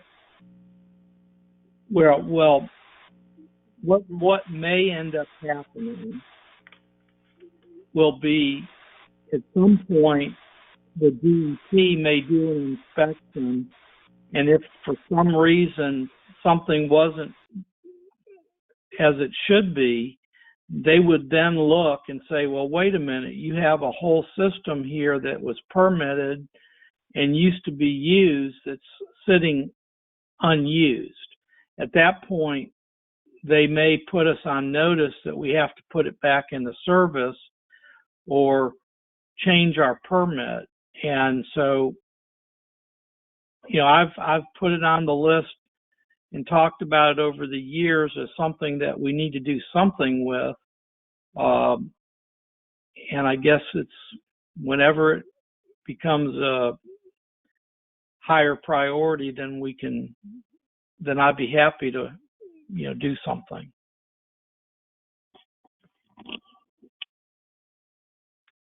Ron, as it stands right now, do we have a backup system or not? Since we're not using the MBR, the plant, originally the plant, there were two, so the plant has a backup. But so even if what I'm running right now were to fail, yes, I do have the ability to make good water without the MBR. Okay. But there's one Ron other can issue answer that there. better. Yeah, there's one other issue there, that we have the ability to use everything reliably, except there is a DEP requirement that we have a 1-day capacity reject water storage tank. And what we did, and that's required because of our irrigation of people's lawns, that we have to have that requirement. What we did at the time was we took one of the aeration basins, which was close to 1-day capacity in our permit, and we made that our reject water storage tank. So if without the MBR, and without needing a reject tank, we've been operating successfully. So essentially, what we've been using as our backup aeration basin, we also use as some flow equalization. We use it as reject storage, meaning if the effluent is out of spec, which I don't believe it is very often, we put it back in that tank. And so technically, DEP could come in and look at everything and say, wait a minute, we're not 100% sure that you've provided everything that is in the permit. So at some point, we have to address one of these issues. Whichever one is the most economical would be the way I would suggest going. But that one option might be you put up a steel tank that's 1 day storage for reject water, and then what you would do is you'd use that as extra irrigation water storage part of the time, and then if you put reject in it, then you have to clean it before you use it for irrigation water storage again. But that's another way you could solve the overall permitting issue, would be to have a reject water storage tank, which, like I said, most of the time you would use as additional irrigation water storage. So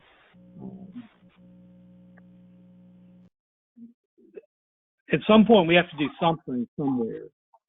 We also need to take a hard look at, the statute of limitations on any claims we might have against Severn Trent are going to run out, towards the end of this year.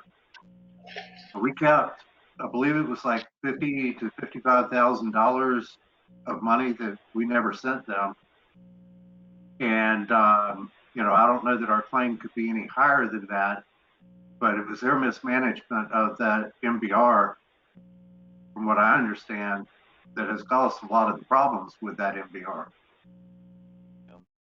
That's exactly right. Yeah. I think it's closer to 100,000 that we still owed them. I've got the file here. Yeah, well, it was, Cal. I don't remember the exact number, but we No, always it's close talked to about 100, approximately, yeah. 100,000. And that's been my issue about the MBR. We spent the money to put in that new system, and it's not usable to, at least 100%. And I think it's, we're wasting money spent to put in a new system that we're not using. And I think we ought to get as soon as we can. I don't know if it's feasible right now, but we need to get that back in and use what we spent the money for. Yeah, one of the things, and I don't want to go too far back, but just back when Severn Trent first came on board fairly early was when we were in the process of switching to, using the effluent for irrigation, which was required. We had to do that, and so Severn Trent took the position that the facility that you had when they came on board would not produce the quality of water DEP would expect. Well, we know that's not true, and I told them at the time I didn't agree with them, and Mitch has obviously proven that it does provide water that meets that standard. But Severn Trent took that position, and they said you needed, to do improvements to your plant before they could reliably operate to meet those effluent reuse requirements. And they mentioned, an MBR would be one of the ways of doing it. And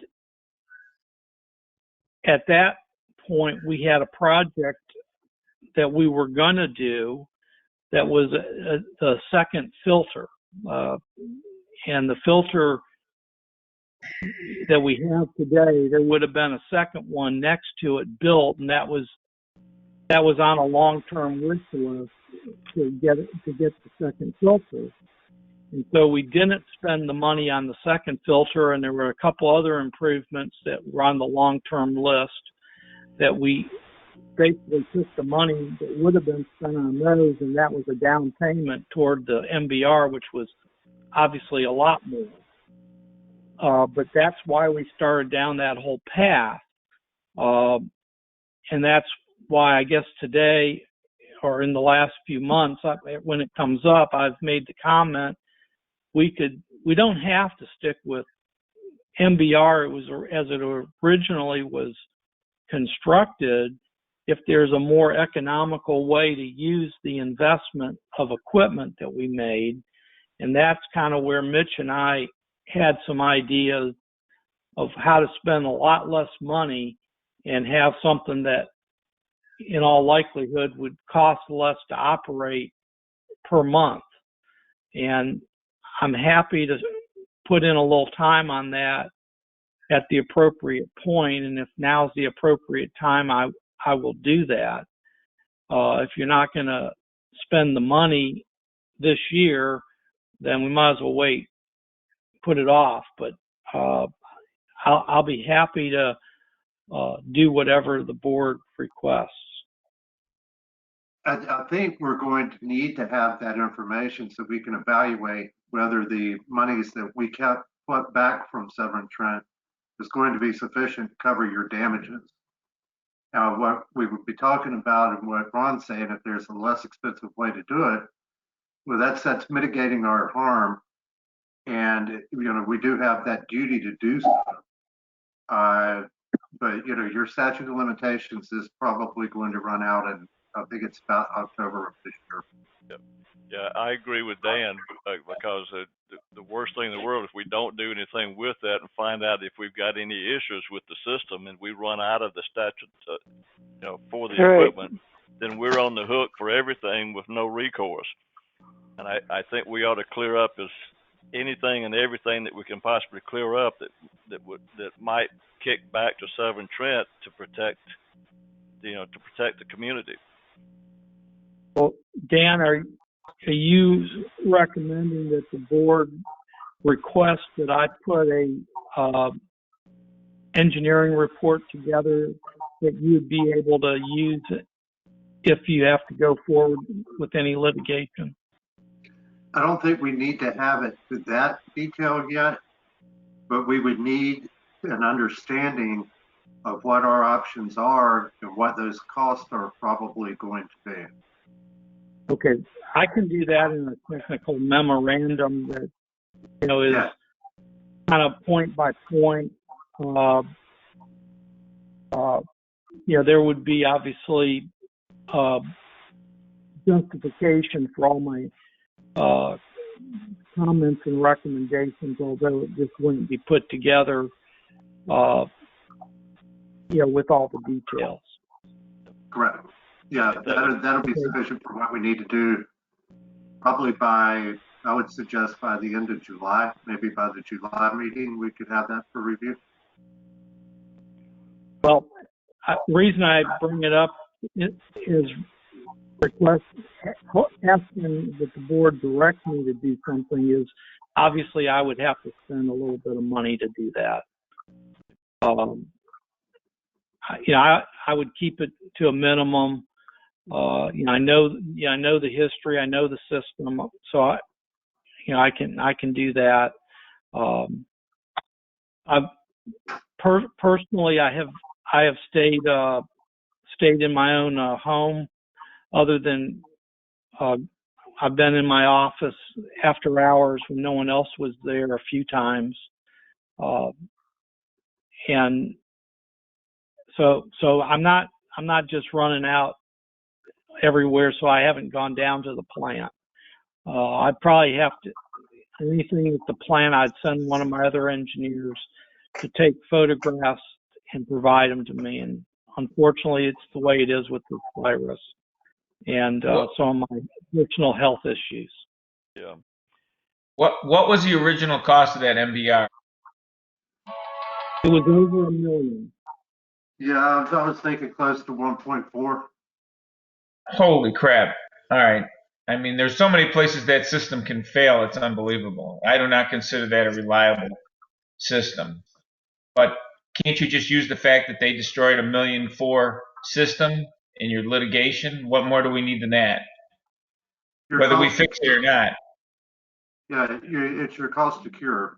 You've got to be able to demonstrate what that cost would be to fix what was damaged. Not necessarily what the original cost. All right, because Ron gave an estimate before up to $200,000 to fix it. Yeah.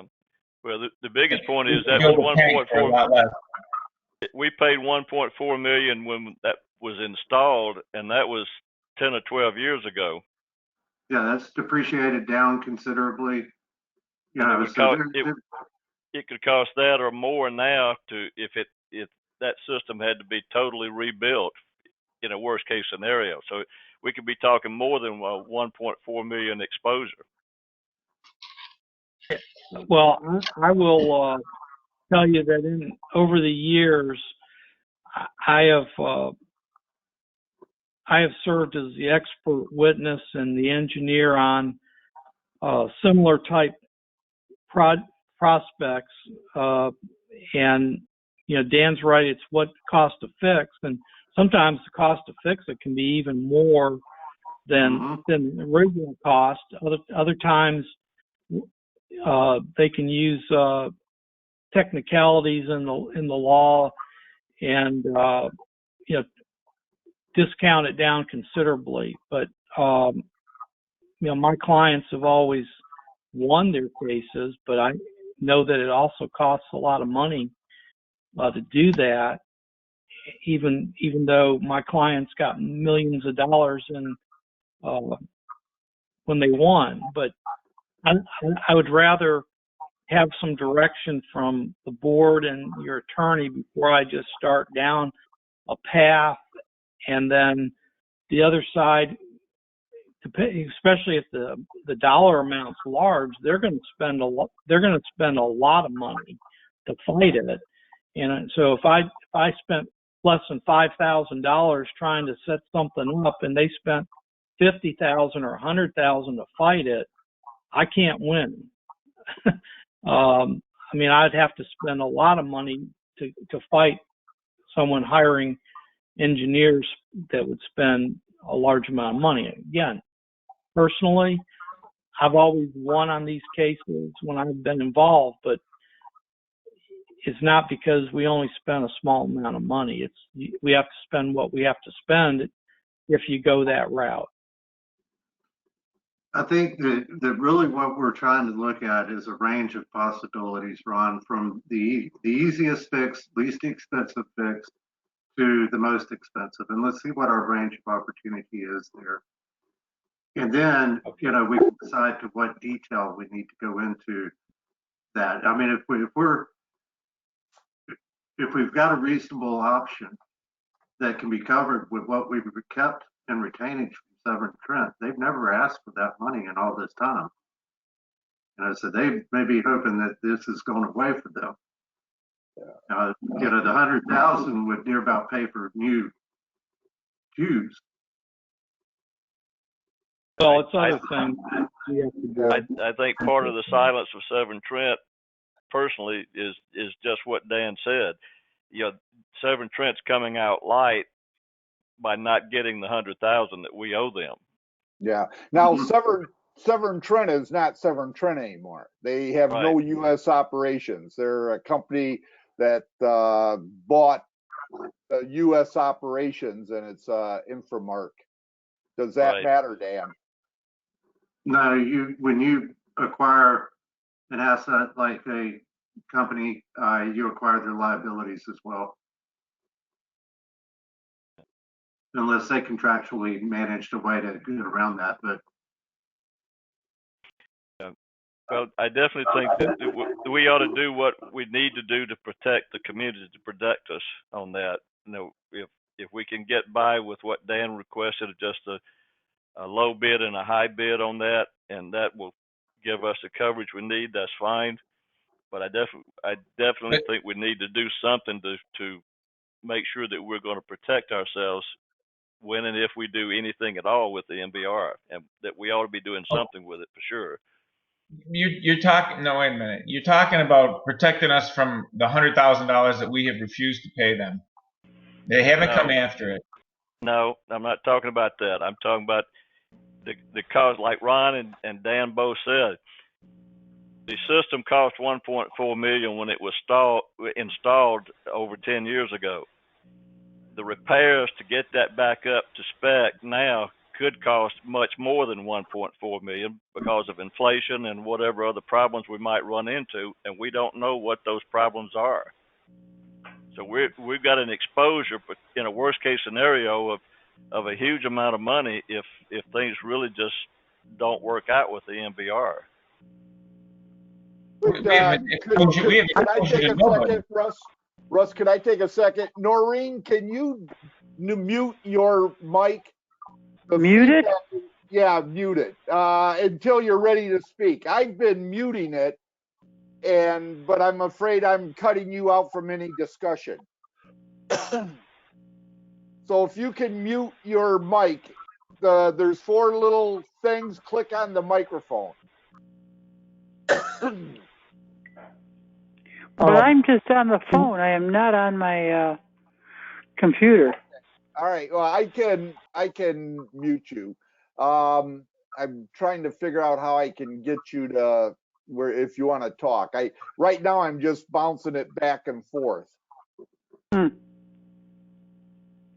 Are you on speakerphone? No, I'm just on my regular phone. But I mean, have you hit speaker on it?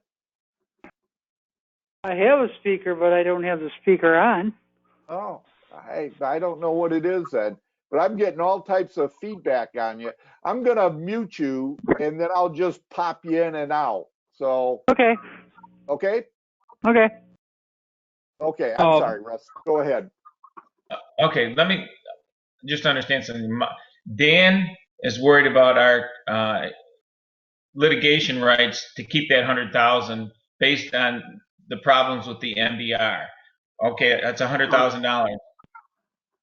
But why they haven't asked for anything, and I get that. So why are we going to pursue something that could cost in excess of like Ron's original estimate last month was $250,000 to fix that MBR. So the net there would be, it doesn't, the numbers don't work.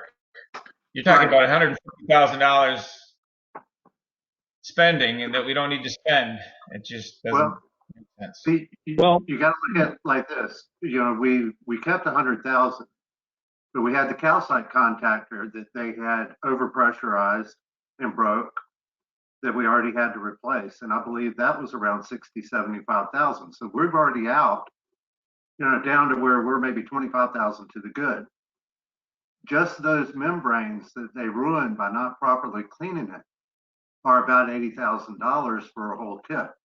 Yeah, they paid for they paid for the calcite lines.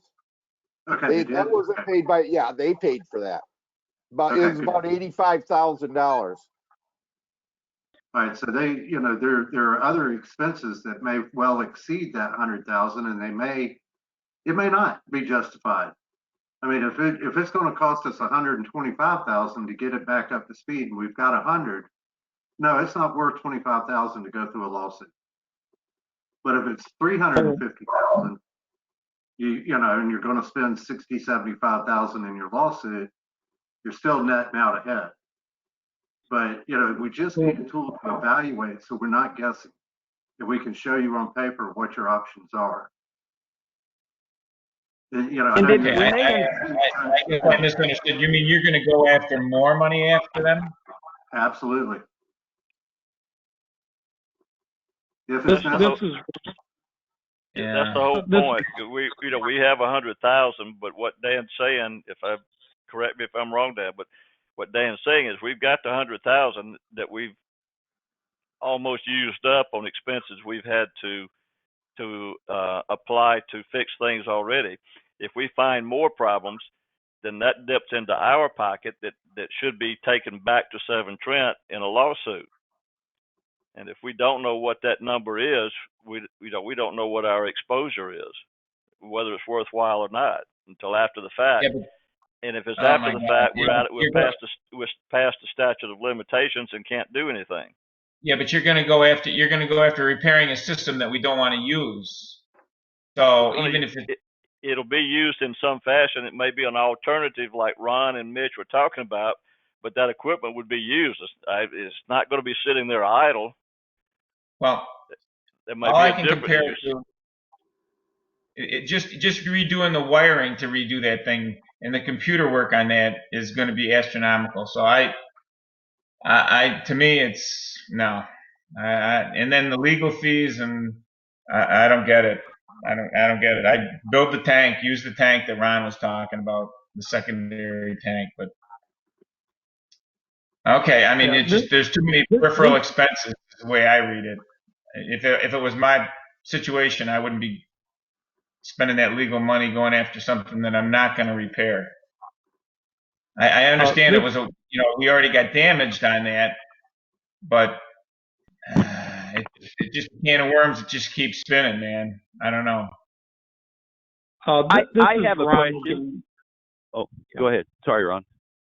Yeah, like I said, over the years, I did work out of state with clients that had similar problems. They were actually bigger than this by a good bit. And the way I always did that type of work was to help come up with a solution. And then as part of that, if we ended up, suing someone and recouping whatever in a settlement or going to court, which sometimes we went to court, and we were talking millions of dollars. And what I'm going to tell you is the amount of money you would need to pay for engineering and legal fees would be extremely high if we're going, let's say, after $1 million. I mean, I would have to do a lot of engineering to win you $1 million. Could I do it? Potentially, but I'm not sure it's beneficial to you at this point.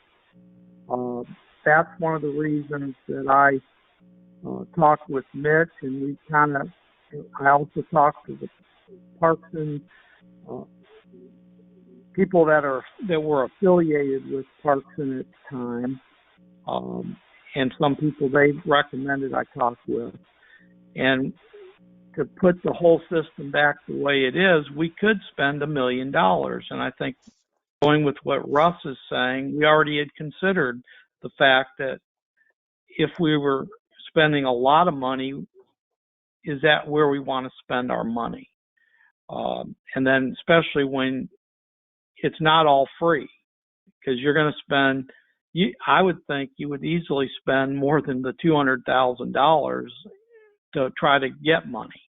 So that's why, that's one of the reasons I came up with a $200,000 conceptual project, and it's only conceptual, it's not detailed engineering, was to try to not have to, spend hundreds of thousands of dollars and may lose. You may win $1 million, but a big chunk of it goes away. So I think that's one of the reasons that I haven't made a specific detailed recommendation, because I think it is complex, and it's complex involving making decisions with legal advice and counsel.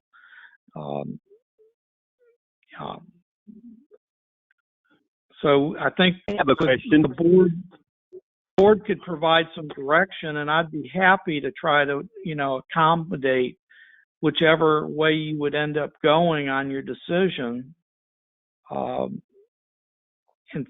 I feel confident that we'll make whatever work between myself and Mitch and anyone else that's involved. And I have a question. Yeah, Mitch. When that machine was installed, and it's 14 years old, but when it was installed, was there a budget that Parkson provided for yearly upkeep to keep that machine up to snuff? So do we know, would it be $50,000 or $100,000 a year to keep that machine operating just exactly as it should? No, that was we had a budget for the replacement of the filters, but that's all I recall.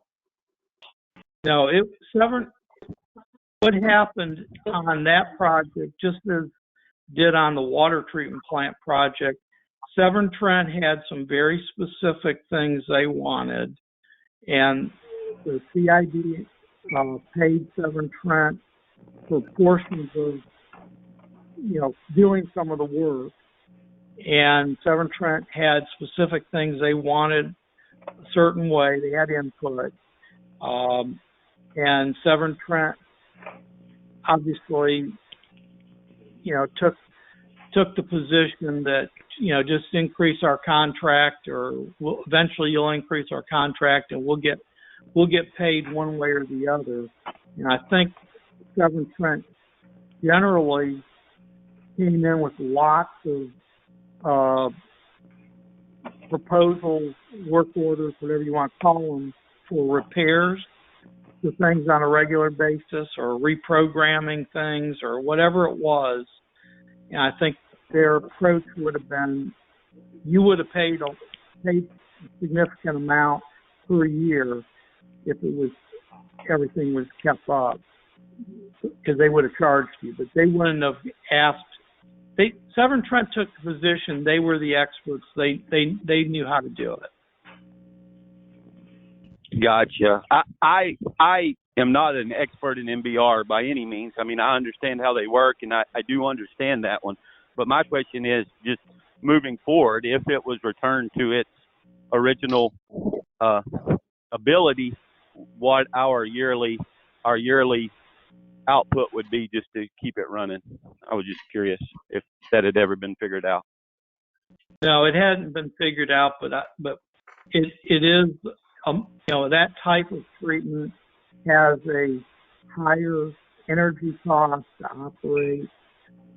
I can't tell you for the number of gallons a day you're treating what that number might be a year. We could if we had to estimate it, but okay.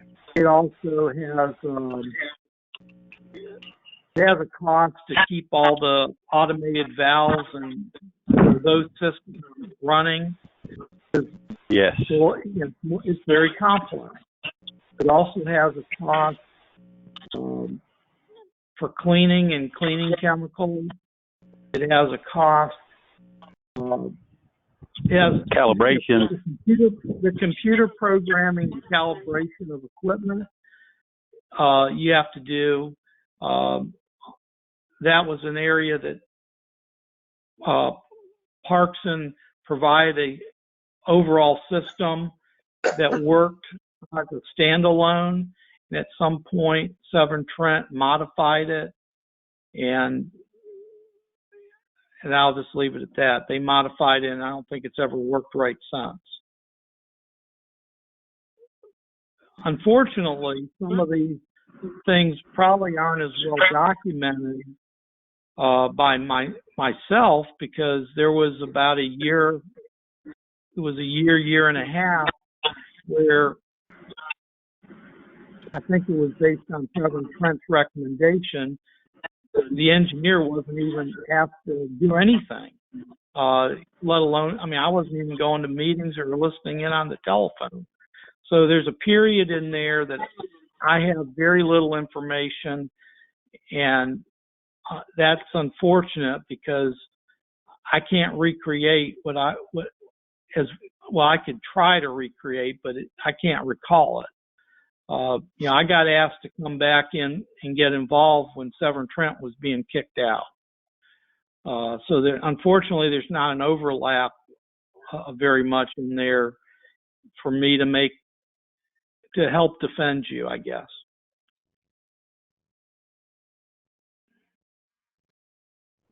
Okay. We covered a whole lot of things. Any other comments, questions? So for direction, do you want to just drop this, or do you want Dan and Ron to look at if you have any legal options available? I want you to drop it, but I don't know what everybody else wants. This is Ron. Let me ask one question, and hopefully it's an appropriate question. Is Dan able to contact me and the two of us have a conversation that doesn't have to be recorded? I mean, it's like an attorney trying to request information on your behalf. Sure. Yeah, the sunshine restrictions would only apply to board members. Mitch and I could be in on that also. Perhaps that's what we need to do, have a conference call. Yeah, I think the three of you ought to get together, Cal. I don't think this ought to be dropped because we don't know what our exposure could be there. We spent money to have a plant that's not usable now, and the damages as a result of mismanagement by Severn Trent. And I think we should have more recourse for damages from them, but we don't have any numbers or anything to back that up at this point. Yeah. I don't think that Severn Trent staff even supported that particular project. I remember Bob Dick telling me, he says he had no idea why a wastewater plant was put in when the biggest need was the water plant. Yeah. Well, it was the PM that was working for Severn Trent at the time, but he said it was going to be nothing but a pain in the butt. Bob did. Yeah. Bob was a good guy. Severn Trent, he was a good guy. Yeah, well, Severn Trent said they could not operate the existing plant to meet state of Florida reuse rules. That was contrary to what I said as the engineer that designed the facility, and Mitch has proven that it does operate. And Severn Trent threw out that converting the plant to an MBR was one option to get it to where they would be able to operate it. Now, as we went forward and actually installed the facility, some of the people at Severn Trent weren't as thrilled. But also, during that time period, there were many changes of who the people at Severn Trent were. So when, Ed Gasecki came on board, he said, well, why are we doing this? Well, we got there, a lot of it based on what Severn Trent said they could and couldn't do. But you're right, nobody took any credit for it. I'll take credit for it. I was in the middle of it. But I'll leave it at that. As I said, I think the three of you ought to get together and determine, give the board a one or two or three recommendations of where we ought to proceed. We don't have the numbers. We don't have anything to base a decision on right now. Yeah, I think. Go ahead, Catherine. I think Mitch should be included in that trio too. Yeah, that's fine. If he wants to join in, I think that's fine. But I think we need to know a couple of options to give us an idea of what the best approach is. I do not think we ought to let it drop because we've got money that was spent that's not being used or not being used properly. We need to know what the best alternative is to dig out of that hole. I agree completely. Let's get something on paper and take a look at it. Okay, we can do that. I agree with that also. All right. Is there interest if we had one of the board members also participate with us? We couldn't have two, but we could have one. Russell, You you're don't want smiling. me. You don't Yeah, want what- me. I've already made up my mind, so you don't want me. Okay, well, the four of us will get together and get Let's back just do next staff. Monday. But Okay. if arrangements can be made, I can do that. I mean, that's just a matter of whether the board wants a board member on there or not. As chairman, I'll do that if the board wants somebody there. I don't know if it's necessary from a technical standpoint, but I can certainly put our two cents worth in. All right. You there? Yeah. Okay, I think everyone heard you. So, okay. all right. Well, and we can I'll talk. get I with guess we Ron and Mitch. I'll get with Ron, Mitch, and Dan, and if they feel it'd be beneficial, then we'll approach Tony. And if you got your mind made up or not, Russ, I think that your opinion would be valuable. But let the four of us start, and if we feel we want to bring a board member in, then we'll send out an email and see if there's any volunteers. Okay? Yeah, but I want an estimate on all the legal costs, everything, engineering costs. That's all rolled into that number. Yeah.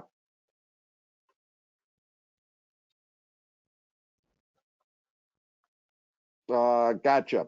Okay, ready to move on? Yep. Please. Okay, the Caves Dive perimeter invasive vegetation cutback. I did talk to Steve Houseneck, and basically he said that he's got a very small staff.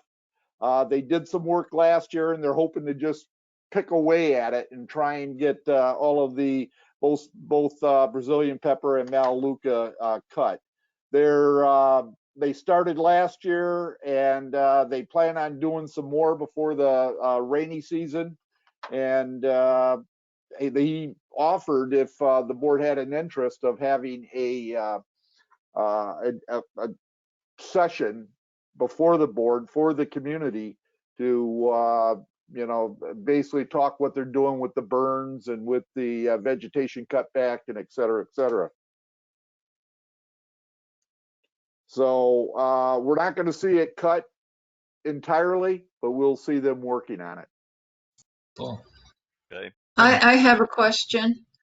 Would it help move the things along if we contributed financially to, because part of it is our border too, is it not? I think all of it's on state property, Okay. but I could ask that question if there's anything we could do. Now, we could have Soto go through and cut any overhanging branches. I don't think we need to spend any money beyond what's fully our responsibility. The state is supposed to be taking care of that, and they need to do that, and we can do any overhangs or whatever that's necessary for our property. But I don't think we ought to be spending our money to go outside our legal boundary. Okay.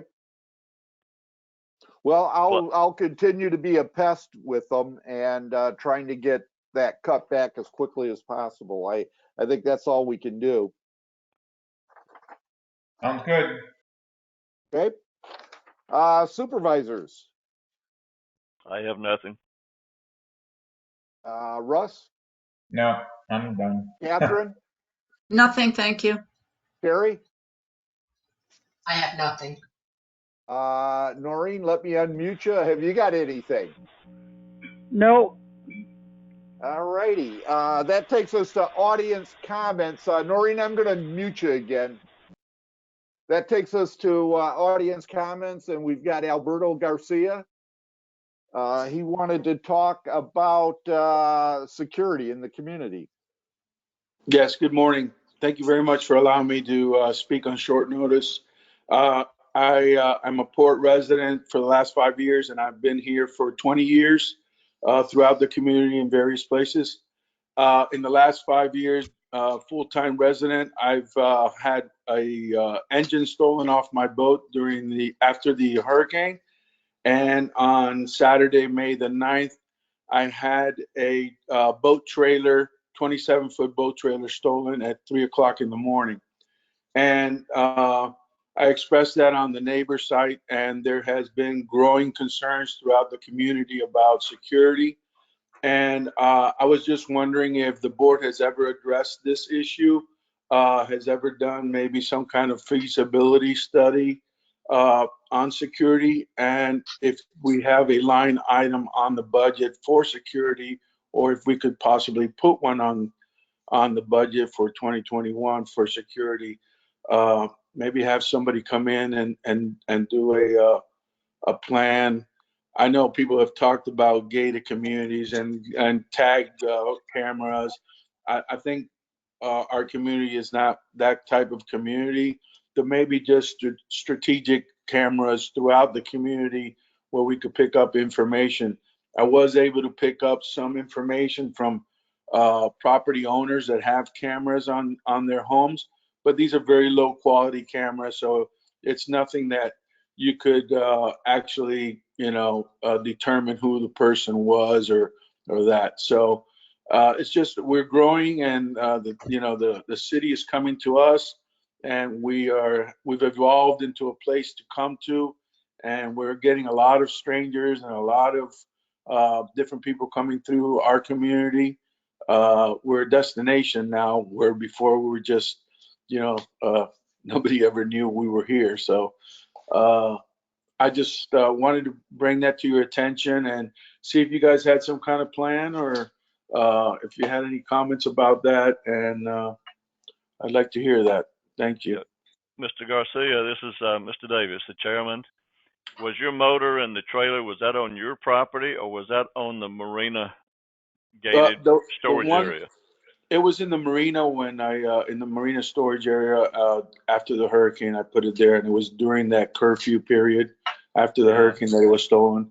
And the trailer that just recently got stolen was on a lot that I own on Sunset K, 167 Sunset K, which is a pretty open lot around the corner and very visible. And this person just basically came in with lights on and just hauled it away. It was locked and everything, but these guys are opportunists, obviously, and right, and they know when to come in and out. Yeah, the reason I'm asking is just, and Cal, if I overstep my comments, let me know. But as far as the issues with the motor or anything on the marina property, that's county property. We have no control over that and no say so, basically, other than filing a complaint with the county to see if they would do that. But anything at the marina would be the county's responsibility. Well, I think what I'm looking for is not accountability on what was stolen from me. I'm just looking at, in general, a security system for the community. There's more people, there's more landscapers, there's a lot of strangers coming through our community. There's growing concern on neighbors for people's security.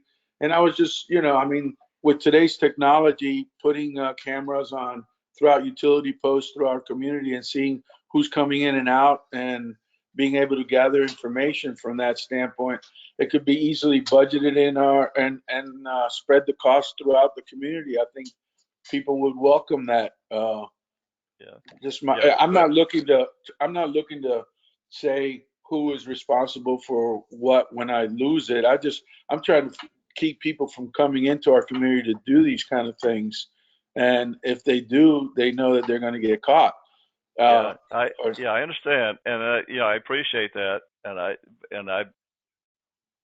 I'm not trying to, please don't take it as a comment to stall your comments, but I just want to be sure you were familiar with the fact that that is county property. It was marina. As far as the rest of the community, that's something we could look at, but I know that this came up several years ago when the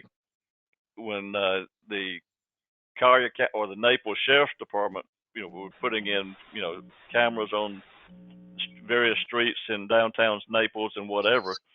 And that was a huge cost item because that takes a computer system and a monitoring system and somebody to actually keep up with that we don't have that capability to do. But that doesn't mean that we can't look at having some form of security, at some point in the future when we can, budget that fund. Well, I understand we've been running on a deficit for a while with the money that's been owed. So yeah, I'm trying to bring it up so that maybe we can put it as a line item that maybe we can fill at some point when we have the funds to look at it as a community, not an Certainly. individual. Yeah, certainly. Yeah, and I know that is a problem, and that it's going to continue to be a problem. It's only going to get forward. worse. It's only going to get exactly. worse. But like I said, I just want to be sure we knew that there's certain areas that we have no responsibility for. We can't do anything about other than complain to the county. And Yeah, we'll I definitely look at understand that. Yeah. I think that's the reason why I don't think a gated community would work here, because there's so many accesses and areas for people to come in and out of that you just can't control that. So, right. Go ahead, Russell. Yeah, I was just going to say, I don't know what the what do I want to call it? The privacy rights or whatever thing. I mean, if you had a camera that clicked every time a car came in or left either side of the port, or there would be 3 locations, right? Is that an invasion of privacy? Or if you put up a sign that says, cars monitored or whatever the heck? At each entrance, just at the entrance, so you can see who comes in and who goes out. Like if somebody comes in and somebody goes out pulling a trailer, you got a picture. I don't know what the rules are on something like that. I agree. That's I know something. I'm in a one-family home. I have my own security cameras, and I think this came up before about a condo association. And they could put up, if their association wants it, they could put up their own cameras. But to do it for the whole community, I agree with Russ. I think it's an invasion of privacy, and the whole community would have to vote for it. Yeah, I agree. I think that would be something to bring up on an agenda for a vote. If, obviously the cost is going to have to be spread among all of us, and maybe it could be put into the ad valorem taxes or whatever collected through the tax roll. I think everybody would be in favor of that. I've heard very good comments throughout the community about that. So I just wanted to bring it up. Maybe we can bring it up for a discussion in one of your meetings and have people come in. It's amazing that I'm the only one that's called in for this meeting. Well, there have been others over the years that express that, but again, to put in the type system that I think you're referring to is not going to be a small cost at all. I don't know. People want things until they see the price tag sometimes, unfortunately. Yeah, but we do it for landscaping. We want to make our community safer and beautiful. So, I think we all have our limits, but I think at the same time, it's getting worse and worse as far as security throughout the world. So we, as a small community out in the middle of nowhere where police officers take 20 to 30 minutes to get to us, it's just something I think I would bring up, and I would like for the CID to take, the lead on it, because I think it's not up to each individual or each association to take care of their own, because it just doesn't work. It doesn't work for the community, and the cameras and those systems are, like you said, in the marina, there's been several thefts in the marina. They have cameras everywhere and they still haven't been able to catch a person. And that's petty theft. I'm not talking about petty theft. I'm talking about large items, maybe even the safeties of our families, there's a lot of elderly people here that have concerns about people knocking on the doors. Now everything's being delivered to your home. So there's a lot more people walking around and doing things that we don't normally do. Yeah. So your point's well taken. Thank you. And we can, we'll the board, if you want to put this on a future agenda, let me know. But right now, Joyce Carolino, did you have any comment? Not really, but I just want to piggyback on what Terry said. Orchid Cove does have its own security system with cameras spread throughout, and we are updating now to get a reader for a license plate. I think it is much easier to fit the needs of each association rather than the whole community trying to be under camera, because like you said, then you have to have somebody to monitor all that stuff also. So not just going to the CID, Albert, I think also go to your associations and see, try to secure up that and have somebody that could monitor it all the time. That's all I wanted to say. Thanks. Okay, we have nobody else that has called in on the line waiting, so I think we're ready, unless the board has something. I think we're ready for an adjournment. Okay. I move that we adjourn. I'll second. Was that Catherine? Okay. Yes, please. All in favor? Aye. Aye. Aye. Let me, Noreen, you're okay? I'm fine. Okay. All in favor then. And Aye. the meeting is adjourned. Yeah.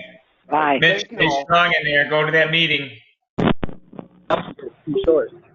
Thanks, guys.